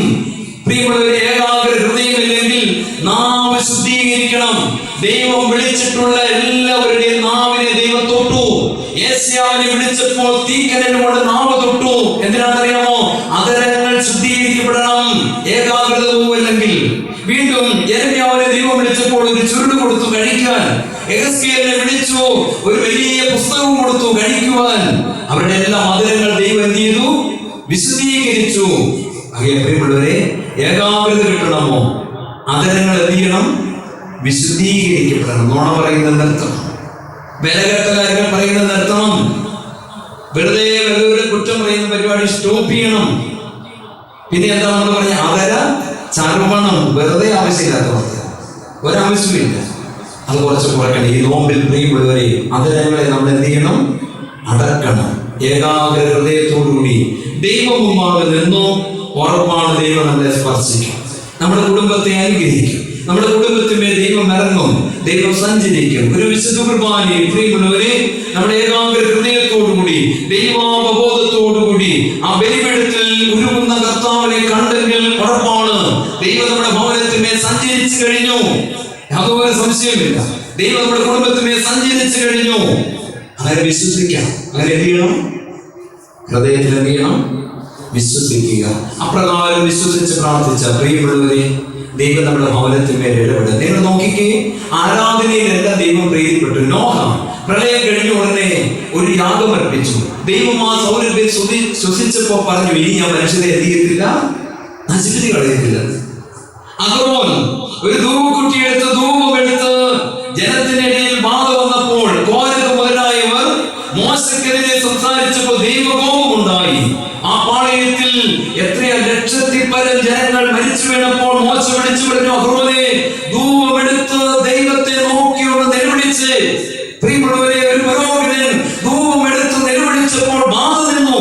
നിങ്ങൾ നോക്കിക്കേ, ആരാധനയിൽ ദൈവം ഇടപെടും, ദൈവം സഞ്ചരിക്കും, യാതൊരു സംശയമില്ല. അതുകൊണ്ട് നമ്മുടെ പ്രാർത്ഥനകൾക്കെല്ലാം പ്രിയമുള്ള ഒരു വലിയ വ്യത്യാസം. നിങ്ങൾ ഇനി പ്രാർത്ഥിക്കുമ്പോൾ ഒരു കാര്യം കൂടി ഓർക്കണം. ഞാൻ പെട്ടെന്ന് നിർത്താം. നമ്മുടെ പ്രാർത്ഥനയെ കുറിച്ചാണ് ഞാൻ പറയുന്നത്. പ്രാർത്ഥിക്കുമ്പോൾ ഒരു കാര്യം കൂടി നമ്മൾ ഓർക്കണം. ഈ പ്രാർത്ഥിക്കുമ്പോൾ എന്തൊക്കെയാണ് സംഭവിക്കുന്നത്? വിശുദ്ധ ലൂക്കോസിന്റെ സുവിശേഷം 9-ാം അധ്യായം 28 മുതലുള്ള വാക്യങ്ങൾ വായിക്കാം. നമ്മൾ വീട്ടിൽ പ്രാർത്ഥിക്കുമ്പോൾ എന്തെല്ലാം സംഭവിക്കുമെന്ന്, അല്ലെങ്കിൽ ഒരു ദേവാലയത്തിൽ പ്രാർത്ഥിക്കുമ്പോൾ എന്തെല്ലാം സംഭവിക്കുമെന്ന് വളരെ വ്യക്തമായി പറയുന്ന ഒരു വേദഭാഗമാണ് വിശുദ്ധ ലൂക്കോസിന്റെ സുവിശേഷം 9-ാം അധ്യായത്തിന്റെ 28-ാമത്തെ വാക്യം. ഏകദേശം 8 നാൾ കഴിഞ്ഞപ്പോൾ അവൻ പത്രോസിനെയും യോഹന്നാനെയും യാക്കോബിനെയും കൂട്ടിക്കൊണ്ട് പ്രാർത്ഥിക്കുവാൻ ഒരു മലയിൽ കയറി. പ്രാർത്ഥിക്കുവാൻ എന്ത് ചെയ്യുന്നു? ഒരു മലയിൽ കയറി. അടുത്ത വാക്ക് എന്താണെന്നറിയാമോ? അവൻ പ്രാർത്ഥിക്കുമ്പോൾ മുഖത്തിന്റെ ഭാവം മാറി. അവൻ പ്രാർത്ഥിക്കുമ്പോൾ എന്ത് മാറി? ഭാവം മാറി. നമ്മുടെ ദേവാലയത്തിൽ ആരാധിക്കുമ്പോൾ നമ്മുടെ ശാരീരിക ഭാവങ്ങളെ, മാനസിക ഭാവങ്ങളെ, ആത്മാവിന്റെ ചേതനകൾ ഇതെല്ലാം മാറും, വ്യത്യാസം വരും. ഇതിനെല്ലാം രൂപാന്തരം സംഭവിക്കും. നമ്മുടെ ശരീരത്തിന്റെ ക്ഷീണക്ലേശം ആരാധനയും മാറിപ്പോകും. പ്രിയമുള്ളവരെ, എത്രയോ പേരാണെന്നറിയാമോ? ഇപ്പൊ നിങ്ങൾ വേദപുസ്തകം വായിച്ചോ? ഞാൻ ഉറപ്പായിട്ട് പറയും, ഉറങ്ങിപ്പോകും. വേദപുസ്തകം എടുത്ത് വായിച്ചാൽ ഇപ്പൊ എന്ത് ചെയ്യും? എല്ലാവരും എന്ത് ചെയ്യും? ഉറങ്ങും, ക്ഷീണം ഉണ്ടാകും. നിങ്ങൾ പള്ളിയിൽ തന്നെ കുറച്ചു നേരം ഇരുന്ന് പ്രാർത്ഥിക്കാമോ എന്നൊന്ന് ഓർത്ത് നോക്കിക്കേ. നിങ്ങൾക്ക് ഇരിക്കാൻ പറ്റില്ല. അല്ലെങ്കിൽ പരീക്ഷിച്ച് നോക്കിക്കും, ഇരുന്നാൽ ക്ഷീണം ഉണ്ടാകും. അതെങ്ങനെ വരുന്നേ? ഇതാർക്ക് ഇഷ്ടമില്ല? സാത്താൻ ഇഷ്ടമില്ല. സാത്താൻ ഇഷ്ടമില്ല. ഒരു പയ്യൻ എന്നോട് പറഞ്ഞു, എൻ്റെ അച്ഛൻ ഉറക്കം വരുന്നില്ല, എൻ്റെ ബിസിനസ് പൊട്ടി, എനിക്ക് ഉറക്കം വരുന്നില്ല, കട്ടിലേക്ക് കടന്നു കഴിഞ്ഞാൽ ഉറങ്ങാതെ എന്തോ ഒരു ബുദ്ധിമുട്ട്, ഭയങ്കര പ്രയാസം, വളരെ അസ്വസ്ഥത. ഞാൻ ചോദിച്ചു, നീ ദിവസവും വായിക്കാറുണ്ട്? എൻ്റെ അച്ഛൻ സമയമില്ല. നമ്മൾ ഇപ്പം ഏതായാലും പൊട്ടിക്കിടക്കില്ല, സമയമുണ്ടല്ലോ, എടുത്തൊന്ന് വായിക്കാമോ? അവൻ പിന്നെ വിളിച്ചില്ല. കുറെ കഴിഞ്ഞപ്പോൾ എന്നോട് പറയുക, എൻ്റെ അച്ഛൻ ഇത്രയും നല്ല മരുന്ന്, ഇത്രയും നല്ല മരുന്ന്, ഞാൻ ഇത്ര ടെൻഷൻ ഉണ്ടായിട്ടും വേദപുസ്തകം വായിച്ചു കഴിഞ്ഞാൽ അങ്ങനെ ഉറങ്ങിപ്പോവുക. പിന്നെ വേദപുസ്തകം എവിടെ ഇരിക്കുന്നത് അറിയാമോ? നെഞ്ചത്ത്. രാവിലെ ഉണരുമ്പോൾ എവിടെ ഉണ്ടാവും? എന്നെ ഉറക്കാനായി. എന്തെങ്കിലും പറ്റി ആരും ചിന്തിച്ചിട്ടുണ്ട്? എന്താ? നിങ്ങളൊരു മാസിക സിനിമാ കഥ എടുത്ത് വായിച്ചു നോക്കിക്കേ. ഉറക്കം വരുമോ? ടി വി കണ്ട ക്ഷീണമാണോ?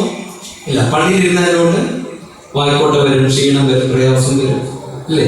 ആരാധിക്കുന്നത് ആർക്കിഷ്ടമില്ല? സാത്താന് താല്പര്യമില്ല. നമ്മൾ പഠിക്കണം.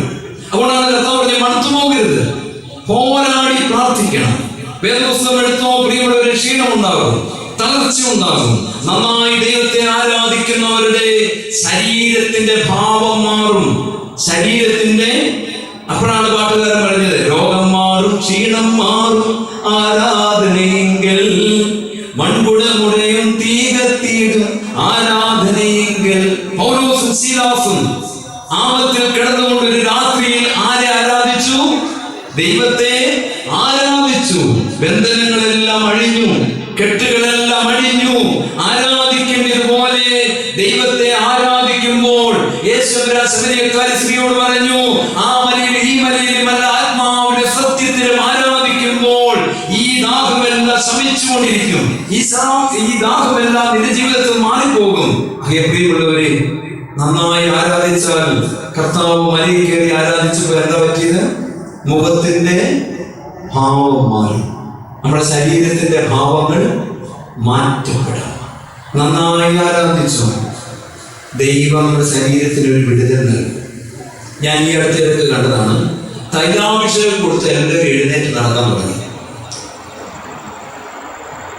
തൈലാഭിഷേകം കൊടുത്ത് എല്ലാവരും എന്ത് ചെയ്തു? ഇപ്പൊ ചത്തുപോകുന്നു പറഞ്ഞ് വീട്ടുകാരെല്ലാം വിളിച്ച് തൈലാഭിഷേകം നടത്തി. ഇപ്പൊ പോകുന്നു പറഞ്ഞു, ഇപ്പൊ ചെയ്യണം, ഇപ്പൊ ചെയ്തു, ഇല്ല പോയില്ല, പോകും. നമ്മൾ ചെന്നപ്പോഴും എങ്ങനെ അപ്പച്ചൻ കിടന്ന് ഇങ്ങനെ കിടന്ന അപ്പച്ചൻ. അപ്പൊ ആ പ്രാർത്ഥന തുടങ്ങിയ സമയത്ത് അങ്ങോട്ട് കരയാൻ തുടങ്ങിയ അപ്പച്ചൻ. ഭയങ്കര കരച്ചിൽ, കണ്ണുനീര്, എന്തൊരു ശ്രദ്ധയായിരുന്നു അറിയും എല്ലാം. എനിക്കൊന്ന് അപ്പച്ചന്റെ ജീവിതത്തിൽ ഇത്രയും ശ്രദ്ധയോടെ പ്രാർത്ഥിച്ച വേറെ ദിവസമില്ല. ഓരോ ഭാഗത്തും റൂസ്മാ വരയ്ക്കുമ്പോൾ നീ കണ്ടുകൊണ്ട് ചെയ്ത പാപങ്ങൾ പിതാവിന്റെയും പുത്രന്റെയും പരിശുദ്ധരുടെ നാമത്തിൽ മായ്ക്കപ്പെടുന്നു. ദൈവമുള്ളവരെ, എന്തോ ഒരു കണ്ടുതീരും. നിന്റെ നാമം കൊണ്ട് ചെയ്തത്, നിന്റെ കൈകൾ കൊണ്ട് ചെയ്തത്. എത്ര ശ്രദ്ധയായിരുന്നറിയാം അപ്പച്ചൻ. ശ്രദ്ധയോടുകൂടിയ പ്രാർത്ഥന, ഏകാഗ്രതയോടുകൂടിയ പ്രാർത്ഥന ശരീരത്തിന്റെ ഭാവങ്ങളെ മാറ്റിയെടുക്കും. അതുകൊണ്ട് ചാടി എഴുന്നേറ്റ് പിറ്റേ ദിവസം കുർബാനയ്ക്ക്, തലേദിവസം കുർബാനയ്ക്ക്, പിറ്റേ ദിവസം കുർബാന അനുഭവിക്കാൻ വന്നതിനെ നടന്നു വന്ന എല്ലാവരും ദൈവമേ, ഇത് ഭയങ്കര ഇത് സംഭവിക്കും. നന്നായി ആരാധിക്കുമ്പോൾ ശരീരത്തിന്റെ ഭാവം, മനസ്സിന് എത്ര വിഷമമുണ്ടെങ്കിലും പ്രിയമുള്ളവരെ, നന്നായി ആരാധിക്കുമ്പോൾ നല്ല വിടുതലുണ്ട്. നല്ല വിടുതൽ, ദൈവമുമ്പായിരുന്ന നല്ല സ്വസ്ഥത കിട്ടും. ദേവാലയത്തിൽ ഇരിക്കുമ്പോൾ നല്ലൊരു മനസ്സുഖം കിട്ടും. ആരാധനയിൽ വ്യത്യാസം. നിങ്ങൾ വീട്ടിൽ സന്ധിക്ക് പ്രാർത്ഥിക്കും, മനസ്സ് വിശ്വസിക്കണം, എന്റെ ശരീരത്തിന്റെ ഭാവങ്ങൾ മാറുന്നു, മനസ്സിന്റെ ഭാവങ്ങൾ മാറുന്നു, ആത്മാവിന്റെ ഭാവങ്ങൾ മാറുന്നു. വീണ്ടും അടുത്ത് എന്താ സംഭവിച്ചതെന്നറിയാമോ? അവിടെ ഇതാ വേറെ 2 പേര് വരുന്നു. ആരൊക്കെ വന്നേ? വേറെ 2 പേര് ആരാ വന്നേ? പത്രോസും യാക്കോബും യോഹന്നാനും നോക്കിയപ്പോ വേറെ 2 പേരെ കണ്ടു. ആരെ കണ്ടത്? ഞങ്ങൾ ഇത്രയൊന്നും കണ്ടിട്ടില്ല. ആരെ കണ്ടെന്ന് അറിയാമോ? ആരാ? മോശമൊന്നുമില്ല, പറഞ്ഞു. ആരെ കണ്ട്? മോശയും ഏലിയാവും. ഇവരന്ന് ജീവിച്ചവരാണോ? ആണോ? അല്ല. കർത്താവിന് മുന്നേ 4000 വർഷങ്ങൾക്ക് മുന്നേ ഈ ലോകത്ത് നിന്ന് കടന്നുപോയ മോശ. പ്രിയമുള്ളവരെ, ഇവിടെ കർത്താവ് പ്രാർത്ഥിച്ചപ്പോൾ വന്നിരിക്കുക മോശ. ഏലിയാവ് ഉടലോടുകൂടി എങ്ങോട്ട് പോയി? ആ ഏലിയാവിന്റെ കൂടെയുണ്ട്. കണ്ടുപിടാതെ നമ്മൾ പ്രാർത്ഥിക്കുമ്പോൾ ഒരു കാര്യം കൊടുക്കണം. ഈ പള്ളി പ്രാർത്ഥിക്കുമ്പോൾ ശരീരത്തിന്റെ ഭാവം മാറുന്നു, മനസ്സിന്റെ ഭാവം മാറുന്നു, ആത്മാവിന്റെ ചേതനകൾ മാറ്റപ്പെടുന്നു. അതോടൊപ്പം തന്നെ ചിലരെല്ലാം വരുന്നു. ഇവിടെ ആരായി വരുന്നത്? ആരാ വരുന്നത്? നമുക്ക് മുന്നേ വാങ്ങിപ്പോയ വലിയൊരു സാക്ഷികളുടെ ഗണം പ്രാർത്ഥിക്കുമ്പോൾ കൂടെ വരുന്നു. ഇതാ മോശ എന്തിന്റെ പ്രതീകമാണെന്നറിയാമോ? ന്യായപ്രമാണത്തിന്റെ. ഏലിയാവ് എന്തിന്റെ പ്രതീകമാണെന്നറിയാമോ? പ്രവാചകന്മാരുടെയും ന്യായപ്രമാണത്തിന്റെ പ്രതീകമായ മോശയും ഏലിയാവും അവിടെ വന്നു. എന്നിട്ട് എന്താ സംസാരിച്ചെന്നറിയാമോ?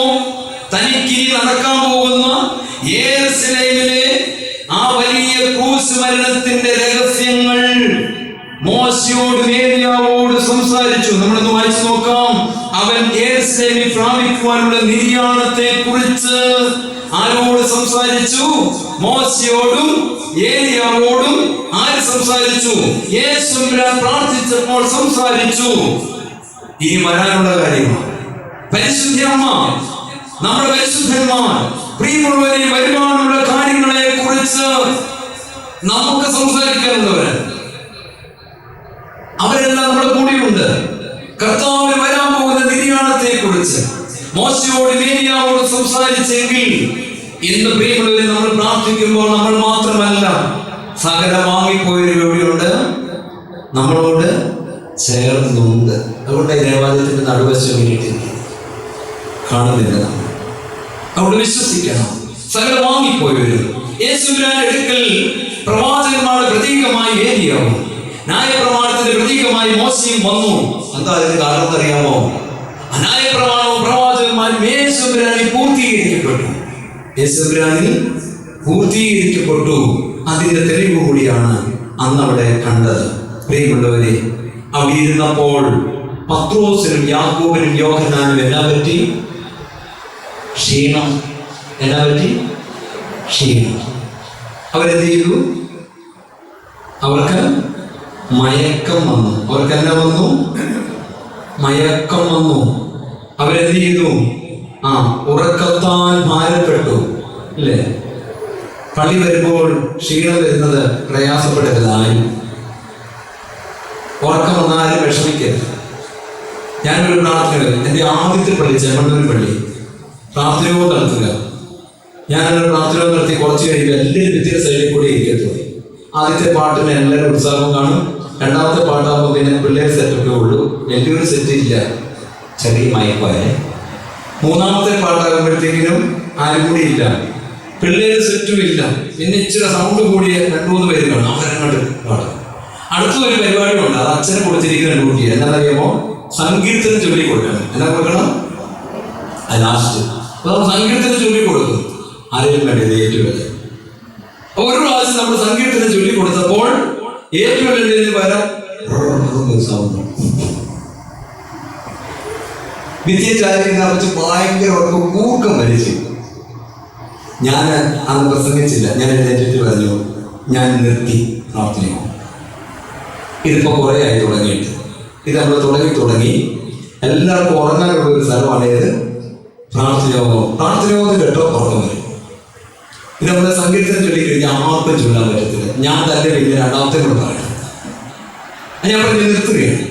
എൻ്റെ പ്രിയമുള്ളവരെ, അതിനുശേഷം പുറത്തോട്ട് ഇറങ്ങിയപ്പോൾ അന്നത്തെ ആ കുഞ്ഞുട്ടി ചേട്ടൻ എന്നെ പിടിച്ചു വീടിന്റെ പുറകിൽ കൊണ്ടുപോയി. ഈ കുഞ്ഞുട്ടി ചേട്ടൻ ആ കൂട്ടം വെച്ചവർ എന്നും ഈ കുഞ്ഞുട്ടി ചേട്ടൻ ആരും ഉറങ്ങുന്നത്. എന്നെ പിടിച്ചുകൊണ്ട് പോയിട്ട് പറഞ്ഞു, പ്രാർത്ഥന നിർത്താൻ പോകണം. നമ്മൾ എല്ലാവരും ഉറങ്ങും. എന്റെ അച്ഛനെ ഒന്നും പറയരുത്, ഇത് നിർത്താൻ പാടില്ല. ആരും പറയുന്നത് കുഞ്ഞുട്ടി ചേട്ടൻ ഇത് നിർത്താൻ പാടില്ല. സത്യത്തിൽ എനിക്ക് നല്ല ദേഷ്യം മതി. ഞാൻ ഈ കുഞ്ഞുട്ടി ചേട്ടനോട് പറയാനിരുന്ന, കുഞ്ഞുട്ടി ചേട്ടനല്ല ഏറ്റവും കൂർക്കം വലിക്കുന്നതാണ്. പിന്നെ ഇത് പറയാനുള്ള യോഗ്യതയുണ്ടോ എന്ന് പറയാനൊരുങ്ങിയപ്പോൾ കുഞ്ഞുട്ടി ചേട്ടൻ ഇങ്ങോട്ടൊരു കാര്യം പറയും. എൻ്റെ അച്ഛ ആകെ നന്നായിട്ട് ഉറങ്ങുന്നത് ഒരു പ്രാർത്ഥനയോത്തിന്, അതോട് നിർത്തിയത്. എൻ്റെ കാര്യം വളരെ പ്രയാസമാണ്. അച്ഛനെ നിർത്തരുത്.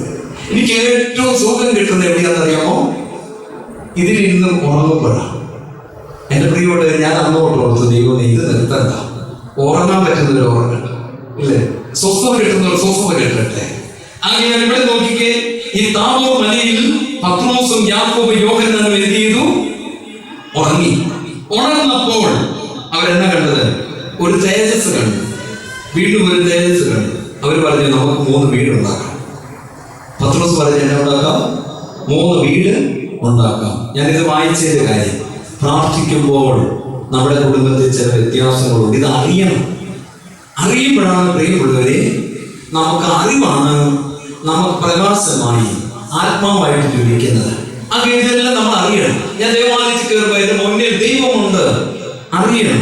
ഏകാഗ്രതയോടുകൂടി, സന്തോഷത്തോടുകൂടി, ഉത്സാഹത്തോടുകൂടി പ്രാർത്ഥിക്കുമ്പോൾ ദൈവം കണ്ടു, കേട്ടു, അറിഞ്ഞു. നമ്മൾ വിശ്വസിക്കണം. ദൈവത്തിന്റെ സന്നിധിയിൽ ഞാൻ വന്ന് നിൽക്കുമ്പോൾ ഞാൻ മാത്രമല്ല, മാതാവും വിശുദ്ധന്മാരും ദിവ്യന്മാരും എല്ലാം വാങ്ങിപ്പോയവരും പരിശുദ്ധന്മാരും ചേർന്ന് വന്ന് നിൽക്കുകയാണ്. പ്രിയമുള്ളവരെ, ഈ സമയത്ത് നമ്മുടെ ഭാവി കാര്യങ്ങളെല്ലാം ചർച്ച ചെയ്യപ്പെടും. നമ്മുടെ കുടുംബത്തിന്മേൽ ദൈവം ഇടപെട്ട് നമുക്ക് പ്രാർത്ഥിക്കാം. ഇപ്പോൾ ഈ ദേവാലയത്തിൽ നമ്മൾ ഇരിക്കുമ്പോൾ നമ്മുടെ ഭവനത്തിന്മേൽ ദൈവത്തിന്റെ വെളിച്ചമുണ്ട്. ഹൃദയത്തിൽ ഒന്ന് വിശ്വസിക്കാം. മോശയോട് ദൈവം ചോദിച്ചു, മോശെ, നീ പ്രാർത്ഥിക്കുമ്പോൾ എന്താണ് മനസ്സിൽ ചിന്തിക്കുന്നത്? മോശ പറഞ്ഞു, ദൈവമേ, 6 ലക്ഷം പുരുഷന്മാർ, സ്ത്രീകൾ ഏതാണ്ട് 6 ലക്ഷം, പിള്ളേരോട് കൂട്ടി മൊത്തം 20 ലക്ഷം പേര്. എത്ര ലക്ഷം പേര്? 20 ലക്ഷം പേര്. ഇവരെല്ലാം ആർക്കെതിരെ സംസാരിക്കുന്നു? ആർക്കെതിരെ? മോശയ്ക്കെതിരെ. നിങ്ങൾ വായിച്ചു കഴിയാം. എന്നാ അവർ പറയുന്നത് അറിയാമോ? തിരിച്ചെങ്ങോട്ട് പോകാം? മിസ്രൈമിലേക്ക് പോകാം. എല്ലാവരും പറയുന്നു, തിരികെ പോകാം. വഴിയില്ലാത്ത വഴിയിലൂടെ ഗതികെട്ട അവസ്ഥയിലേക്കാണ് നമ്മൾ പോകുന്നത്. ഈ മരുഭൂമിയിൽ എത്ര നാൾ എല്ലാവരും തിരികെ പോകാൻ ചിന്തിച്ചുകൊണ്ടിരിക്കുന്നു, പറഞ്ഞുകൊണ്ടിരിക്കുന്നു. മോശ പ്രാർത്ഥിക്കുമ്പോൾ ടെൻഷനാണ്. ദൈവമേ, 20 ലക്ഷത്തിലധികം ജനം എനിക്കെതിരെ നിൽക്കുന്നു. ഇതാണ് മോശയുടെ ടെൻഷൻ. ദൈവം എന്നാ പറഞ്ഞതറിയാം മോശയോട്? മോശെ പ്രാർത്ഥിക്കുമ്പോൾ അതെല്ലാം വിട്ടുകളയണം, എല്ലാം വിട്ടുകളയണം. ഒരു കാര്യം വിശ്വസിക്കാൻ പറ്റുമോ നിനക്ക്? ഈ മരുഭൂമിയിൽ ഒരു കാര്യം വിശ്വസിക്കാൻ പറ്റുമോ? മോശെ ദൈവത്തോട് ചോദിച്ചു, എന്താണ് ദൈവമേ വിശ്വസിക്കേണ്ടത്? ഇങ്ങനെ നീ വിശ്വസിക്കണം, ഇതോ ദൈവം എഴുന്നേൽക്കുന്നു. എന്നാ വിശ്വസിക്കുന്നു? ഞാൻ പ്രാർത്ഥിക്കാൻ വയ്ക്കുന്ന സമയത്തെല്ലാം ആരെഴുന്നേൽക്കുന്നു? ദൈവം എഴുന്നേൽക്കുന്നു എന്ന് ഹൃദയത്തിൽ ഒന്ന് വിശ്വസിക്കാമോ? ഞാൻ പറയുന്നത് സംഖ്യയുടെ പുസ്തകം 10-ാം അധ്യായത്തിൽ നിന്നാണ്. 10-ാം അധ്യായത്തിന്റെ 35-ഉം 36-ഉം വാക്യങ്ങൾ. പ്രാർത്ഥിക്കാൻ നിൽക്കുമ്പോൾ യഹോവയുടെ പെട്ടകം എടുക്കുമ്പോൾ മോശയോട് ദൈവം കൽപ്പിച്ചു, ദൈവം എഴുന്നേൽക്കുന്നു എന്ന് ഹൃദയത്തിൽ വിശ്വസിക്കണം. അങ്ങനെ വിശ്വസിക്കുമ്പോൾ എതിര് നിൽക്കുന്നവരെല്ലാം പിൻവാങ്ങും, എതിര് നിൽക്കുന്നവരെല്ലാം പിൻവാങ്ങും. പ്രിയമുള്ളവരെ, ഒരു പ്രാർത്ഥന തീരുമ്പോൾ നീ ഇങ്ങനെ വിശ്വസിക്കണം. പ്രാർത്ഥന തീരുമ്പോൾ യഹോവേ, ഇതുപോലെ തന്നെ വീണ്ടും നീ മഹത്വത്തോടെ ഇനിയും എഴുന്നേൽക്കണമേ. സംഖ്യയുടെ പുസ്തകത്തിലെ വാക്യം ഇത് ദാവീദ് നന്നായിട്ട് കാണാതെ പഠിച്ചുകൊണ്ട് 68-ാം സങ്കീർത്തനം എഴുതിയത്. യഹോവ എഴുന്നേൽക്കുന്നു എന്ന് പറഞ്ഞ് സങ്കീർത്തനം എഴുതി. ഒരു വിശുദ്ധ കുർബാന നടക്കുമ്പോൾ പ്രിയമുള്ളവർ ഒന്ന് വിശ്വസിച്ച് നോക്കിക്കേ. വിശുദ്ധ കുർബാന ഈ ദേവാലയത്തിൽ ആഘോഷിക്കപ്പെടുമ്പോൾ എന്റെ കുടുംബത്തിൽ ദൈവം എഴുന്നേൽക്കുന്നു. ഒന്ന് വിശ്വസിച്ച് എന്ത് വ്യത്യാസം വരുന്നത്? ദൈവം എഴുന്നേൽക്കുന്നു എന്നൊന്ന് വിശ്വസിച്ച് നോക്കിക്കേ. ഭയങ്കര വ്യത്യാസം. എന്റെ പള്ളിയിൽ വർഷങ്ങളായിട്ട് പള്ളി വരാത്ത ആൾക്കാരുണ്ട്, വർഷങ്ങളായിട്ട്. ചില അച്ഛന്മാരോടൊക്കെ ഉള്ള ദേഷ്യവും പ്രയാസമൊക്കെ അവർ എന്ത് ചെയ്ത് വരത്തില്ല.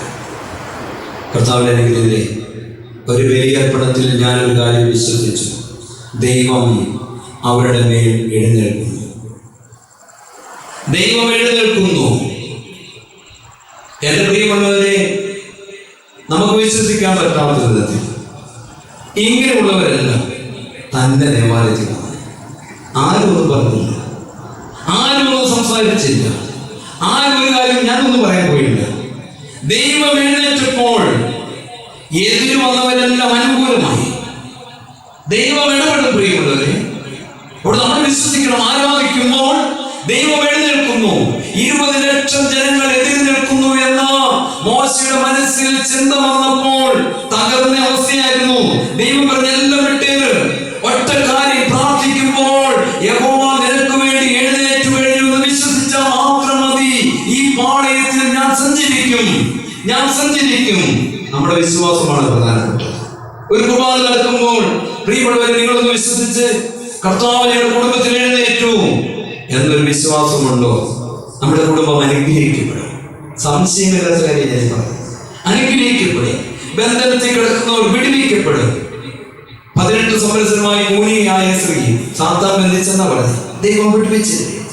എത്രയോ പേരെ വിടുവിക്കും. ആകയാൽ ഇത് നമ്മൾ ഈ ദേവാലയത്തിൽ വരുമ്പോൾ നമുക്ക് വേണ്ടി മാത്രമല്ല, അനേകർക്ക് വേണ്ടിയാണ് നമ്മൾ ഇവിടെ ഇരിക്കുന്നത്. 4 പേര് ആരെ കൊണ്ടുവന്നു? തളർന്നു കിടന്നവനെ. 4 പേര് ആരെ കൊണ്ടുവന്നു? തളർന്നു കിടന്നവനെ. നമുക്കൊരു ദൗത്യമുണ്ട്. ഇവിടെ ഇരിക്കുമ്പോൾ നമ്മുടെ പ്രാർത്ഥനകളിൽ ചിലരെ ചുമക്കണം, നമ്മുടെ പ്രാർത്ഥനകളിൽ ചിലരെ എടുക്കണം, നമ്മുടെ വിശ്വാസത്തിനെ ചിലരെ എടുത്തു പിടിക്കണം. ആരും നഷ്ടപ്പെട്ടു പോകത്തില്ല. ഇപ്പോൾ നമുക്ക് ചേർന്ന് പ്രാർത്ഥിക്കാം. ഈ ഇടവകയിലുള്ള എല്ലാ ഭവനങ്ങളും ഈ സമയത്ത് അനുഗ്രഹിക്കപ്പെടുന്നു എന്ന് ഹൃദയത്തിൽ നമുക്ക് വിശ്വസിക്കാം. കർത്താവിന്റെ അനുഗ്രഹത്തെ അപ്രകാരം വിശ്വസിച്ച് പ്രാർത്ഥിക്കുമ്പോൾ ദൈവം നമ്മുടെ ഭവനത്തിന്മേൽ ഒരു വലിയ ശക്തിയായി എഴുന്നേൽക്കുന്നു. കർത്താവ് പ്രാർത്ഥിച്ചപ്പോൾ മുഖഭാവം മാറി. നമ്മൾ ഇന്ന് നന്നായി ദൈവത്തെ ആരാധിക്കുമ്പോൾ, ദൈവത്തെ സ്തുതിക്കുമ്പോൾ നമ്മുടെ ശരീരം, മനസ്സ്, ആത്മാവ് എല്ലാറ്റിനും ദൈവം ഒരു വലിയ രൂപാന്തരം തരുന്നു. കർത്താവിനെ നന്നായി ആരാധിപ്പാൻ ഒരു ഏകാഗ്ര ഹൃദയം തരണമെന്ന് പ്രാർത്ഥിക്കാം. നമ്മുടെ നാവ് ഈ പരിശുദ്ധമായ നോമ്പിന്റെ ദിവസത്തിൽ വിശുദ്ധീകരിക്കപ്പെടണമെന്ന് നമുക്ക് പ്രാർത്ഥിക്കാം. കണ്ണുകളടയ്ക്കാം. ഈ സമയത്ത് ദൈവസന്നിധിയിൽ നമ്മളെ തന്നെ ഫലമേൽപ്പിക്കാം.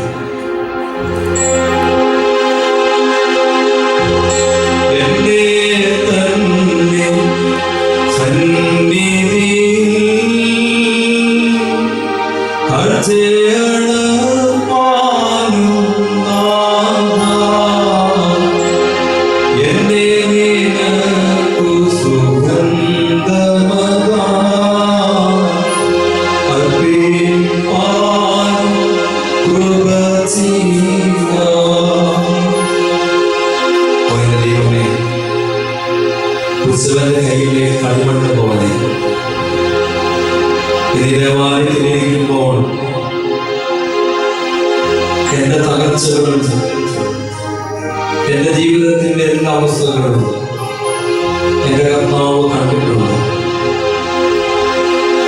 ആ കളിമണ്ണ് എപ്രകാരമായി തീരണമെന്ന് അതിൻ്റെ ഉടയവൻ നിർണയിക്കുന്നത് പോലെ ഈ ദേവാലയത്തിലേക്ക് എന്നെ കൂട്ടിക്കൊണ്ടുവന്ന ദൈവമേ, ജനപ്രകാരമായി തീരണമെന്ന് അങ്ങ് ലോക സ്ഥാപനത്തിന് മുന്നേ അറിഞ്ഞല്ലോ. ഇതാ എന്റെ ശരീരം ഇന്ന് പലവിധമായ പാപങ്ങൾ കൊണ്ട് വികലമാണ്, പല രോഗങ്ങളിലുണ്ട്, എന്റെ മനസ്സിൽ പല മുറിവുകളുണ്ട്, കുറ്റഭാരങ്ങളുണ്ട്. ദൈവമേ, അങ്ങ് എന്നെ കണ്ടു, എന്റെ നൊമ്പരങ്ങൾ കേട്ടു, എന്നെ അറിഞ്ഞിട്ടുണ്ട്. ഞാൻ നാളുകളായി ദേവാലയത്തിൽ വരുന്നുവെങ്കിൽ കാണേണ്ടവരെ മാത്രം കണ്ടില്ല, പലരെയും ഞാൻ കണ്ടു കഴിഞ്ഞു. എന്നാൽ എന്റെ യേശു എന്നെ കണ്ടു കഴിഞ്ഞു. എന്നെ മാത്രം നീ കണ്ടില്ലല്ലോ. ഓ എന്റെ ദൈവമേ, ഇനിയുള്ള ദിവസങ്ങളിൽ ആലയത്തിൽ വരുമ്പോൾ എനിക്ക് നോക്കുവാനും ദാഹിക്കുവാനും ആഗ്രഹിക്കുവാനും ഒരുവനുണ്ട്. ഈ ബലിപീഠത്തിന്മേൽ അവരുടെ ശരീരം ഉയർത്തപ്പെടുമ്പോൾ കർത്താവ് പറയുകയാണ്, മോശേ, നീ ദൈവം എഴുന്നേറ്റു എന്ന് ഹൃദയത്തിൽ വിശ്വസിച്ചാൽ മാത്രം മതി. ഞാൻ ഈ പാളയത്തിലൂടെ ഇറങ്ങി സഞ്ചരിക്കും. ഓ ബലിപീഠത്തിൽ എന്റെ കർത്താവിന്റെ ശരീരം ഉയർത്തപ്പെടുമ്പോൾ എന്റെ കുടുംബത്തിൽ എന്റെ കർത്താവ് എഴുന്നേറ്റു എന്ന് വിശ്വസിക്കാൻ ഒരു ഹൃദയം എനിക്ക് തരണമേ, വിശ്വാസം വർദ്ധിപ്പിക്കണമേ. ഇതായി ഇവിടെ കടന്നു വന്നിരിക്കുമ്പോൾ ഞങ്ങളെല്ലാവരും അനുഗ്രഹിക്കണമേ. 18 വർഷമായി ഒരു കൂലിയായി ശ്രീദേവാലയത്തിലിരുന്നു. ഒന്നും ചോദിക്കാതെ കർത്താവ് അവളെ സ്പർശിച്ച് അനുഗ്രഹിച്ചു.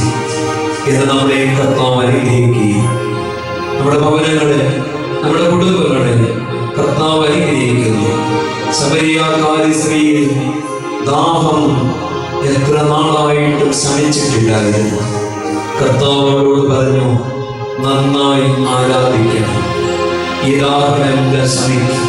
എത്ര ദുർമോഹങ്ങളാണ് ഞങ്ങളുടെ ഹൃദയത്തിലുള്ളത്.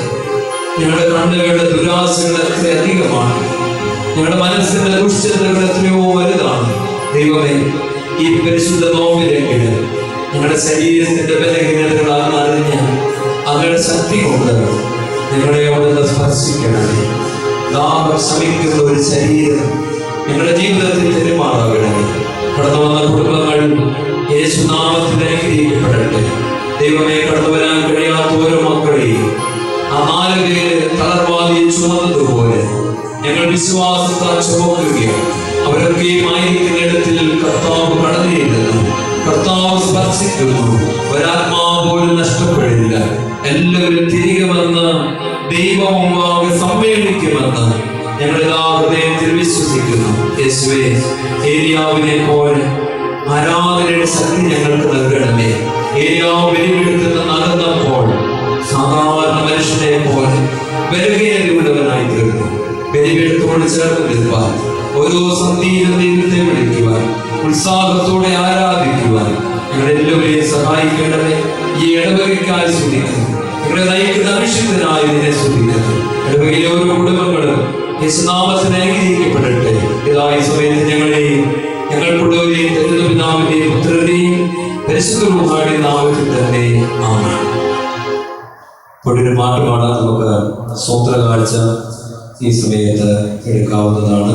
നമുക്ക് ചേർന്ന് അതിരുകളില്ലാത്ത സ്നേഹം, ദൈവസ്നേഹം എന്നുള്ള പാട്ട് നമുക്ക് എല്ലാവർക്കും കൂടെ ചേർന്ന് പാടാം.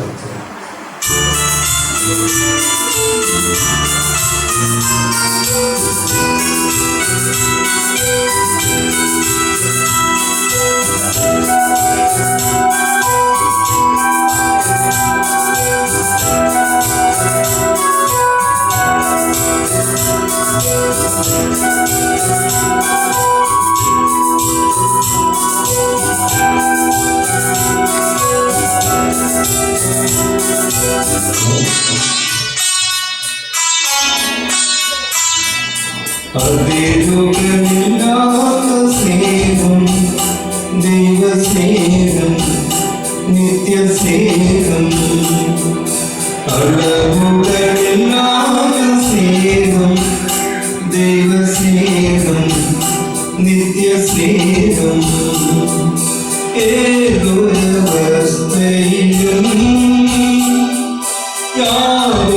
വ്യവസ്ഥകളും ഇല്ലാതെ സ്നേഹിക്കും കാതലായി അതിരുകളില്ലാത്ത സ്നേഹം ദൈവസ്നേഹം നിത്യസ്നേഹം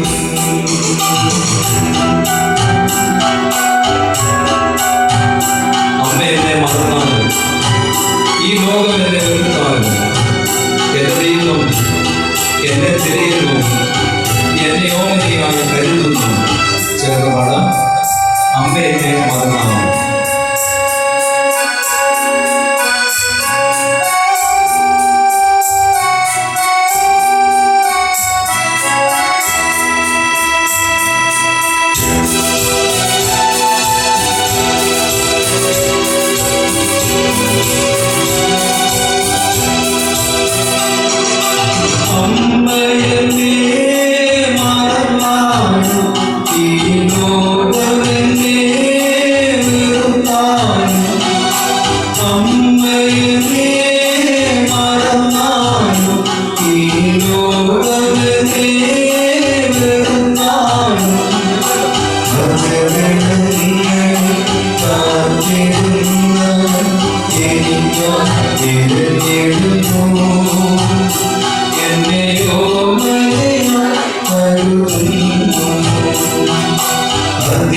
അതിരുകളില്ലാത്ത സ്നേഹം ദൈവസ്നേഹം നിത്യസ്നേഹം അളവുകളില്ലാത്ത സ്നേഹം ദൈവസ്നേഹം നിത്യസ്നേഹം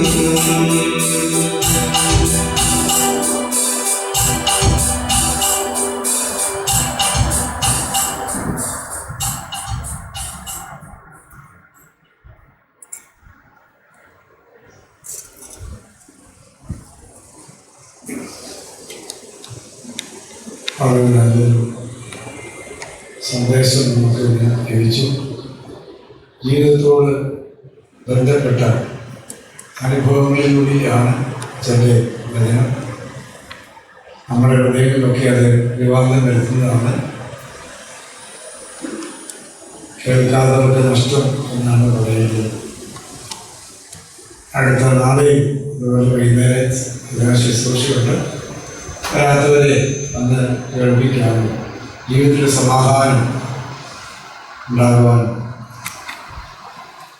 ഉറക്കമില്ലാത്തവരെ ഉറക്കം ഉണ്ടാകുവാനൊക്കെ ഒരു അവസരമാണ്. ആ രീതിയിൽ അത് ലഭിക്കുവാൻ ഇടയാകട്ടെ. ദൈവമായിട്ട് ഇടപെടുമ്പോൾ അനുഗ്രഹമായി ഇത് തീരും. നമ്മളെല്ലാവരുമുള്ള സന്തോഷം ഈ സമയത്ത് അറിയിക്കുന്നു. പതിനും ശുശ്രൂഷിച്ച പതിനും ഘോഷിച്ച അച്ഛനോടുള്ള സന്തോഷം അറിയിക്കുന്നു. നാളെയും ഉണ്ടല്ലോ. നാളെ പ്രത്യേകിച്ച് 10 മണിക്ക് തന്നെ വനിതാ സമാജത്തിൻ്റെ മീറ്റിംഗ് ആരംഭിക്കും. അതുപോലെ തന്നെ ഇവിടെ ക്ലാസ്സുണ്ട്, ശബ്ദം തന്നെ പ്രസംഗമുണ്ട്. അതിനുശേഷം 6 മണിക്കൂർ ഒരു സമ്മേളനമുണ്ട്. എന്നോർക്കെല്ലാം നമ്മൾ കഞ്ഞി കൊടുക്കത്തക്കോളം ക്രമീകരണമുണ്ട്. അതിന് ഉത്തരവാദപ്പെട്ടവർക്ക് അത് ചെയ്തു കൊടുക്കണം. 2 കാര്യങ്ങൾ ഭംഗിയാക്കി ചെയ്യണം. വരുന്നവരെ സ്വീകരിച്ച് ഇരുത്താൻ പുറത്താണ് നമ്മുടെ രീതി. പുറത്ത് വരുന്നവരെ സ്വീകരിച്ചിരിക്കുകയാണ് ചെയ്യുന്നത്. നമ്മൾ പഠിക്കുന്ന വളർച്ചയുടെ ഭാഗം കൂടിയാണ്. ഇവരെ നമ്മൾ ഉറങ്ങി കിടക്കുകയല്ല. അങ്ങനെയുള്ള സാധനം ഉണ്ടായിട്ടില്ല. ലഭിക്കുന്നത് ഒരു മാറ്റം നമ്മുടെ ജീവിതത്തിലുണ്ടാകും. ഇത് നമ്മുടെ ജീവിതത്തിലും കുടുംബത്തിലൊക്കെ ഉണ്ടാകും. ഈ പള്ളിയായിട്ട് ബന്ധപ്പെട്ട് വരുമ്പോൾ നമ്മൾ തന്നെ അറിയാതെ പറഞ്ഞു ഒരു സമൂഹ ബന്ധം. അതുകൊണ്ട് നാളെ അതിനകത്ത് നമ്മൾ സംബന്ധിക്കണം. പുരുഷന്മാർക്കും എല്ലാവർക്കും വരാം. അത്യാവശ്യം ജോലിയുള്ളവരില്ലാത്തൊക്കെ മാറ്റിവെച്ച് നമുക്ക് അനുഗ്രഹമാണ്. അത് ലഭിക്കുന്ന അവസരം അത് മുതലാകുന്നത്. ഇന്ന് വരാത്തവർക്ക് അത് നഷ്ടമാണ്. ജീവിതത്തിൽ പിന്നെ എന്തുവാ നമുക്ക് നേടാനുള്ളത്? നമ്മുടെ ജീവിതത്തിൽ തന്നെ ഒരു വോട്ടറിലാക്കുവാനുള്ള അവസരമാണ്. അതുകൊണ്ട് നാളെ വരണം. നാളെ വൈകുന്നേരം ഇതുപോലെ തന്നെ 6 മണിക്ക് 6:15 സന്ധ്യാ നമസ്കാരം ശുശ്രൂഷയുണ്ടാവും. ഈ ഒരുക്കിയ ഈ വിരുന്ന് അത് പൂർണ്ണമായി അനുഭവിച്ച് സന്തോഷമായിട്ട് പോകാനായിട്ട് സാധിക്കട്ടെ എന്ന് ഓർമ്മിച്ചുകൊണ്ട് ഞാൻ എൻ്റെ വാഹനം ഒരു കൈമത്ത് ചെയ്യാം. പ്രാർത്ഥിക്കുന്നതിലേക്ക് ഒരു വാക്ക് പ്രാർത്ഥിച്ചിട്ട് കൈമത്തി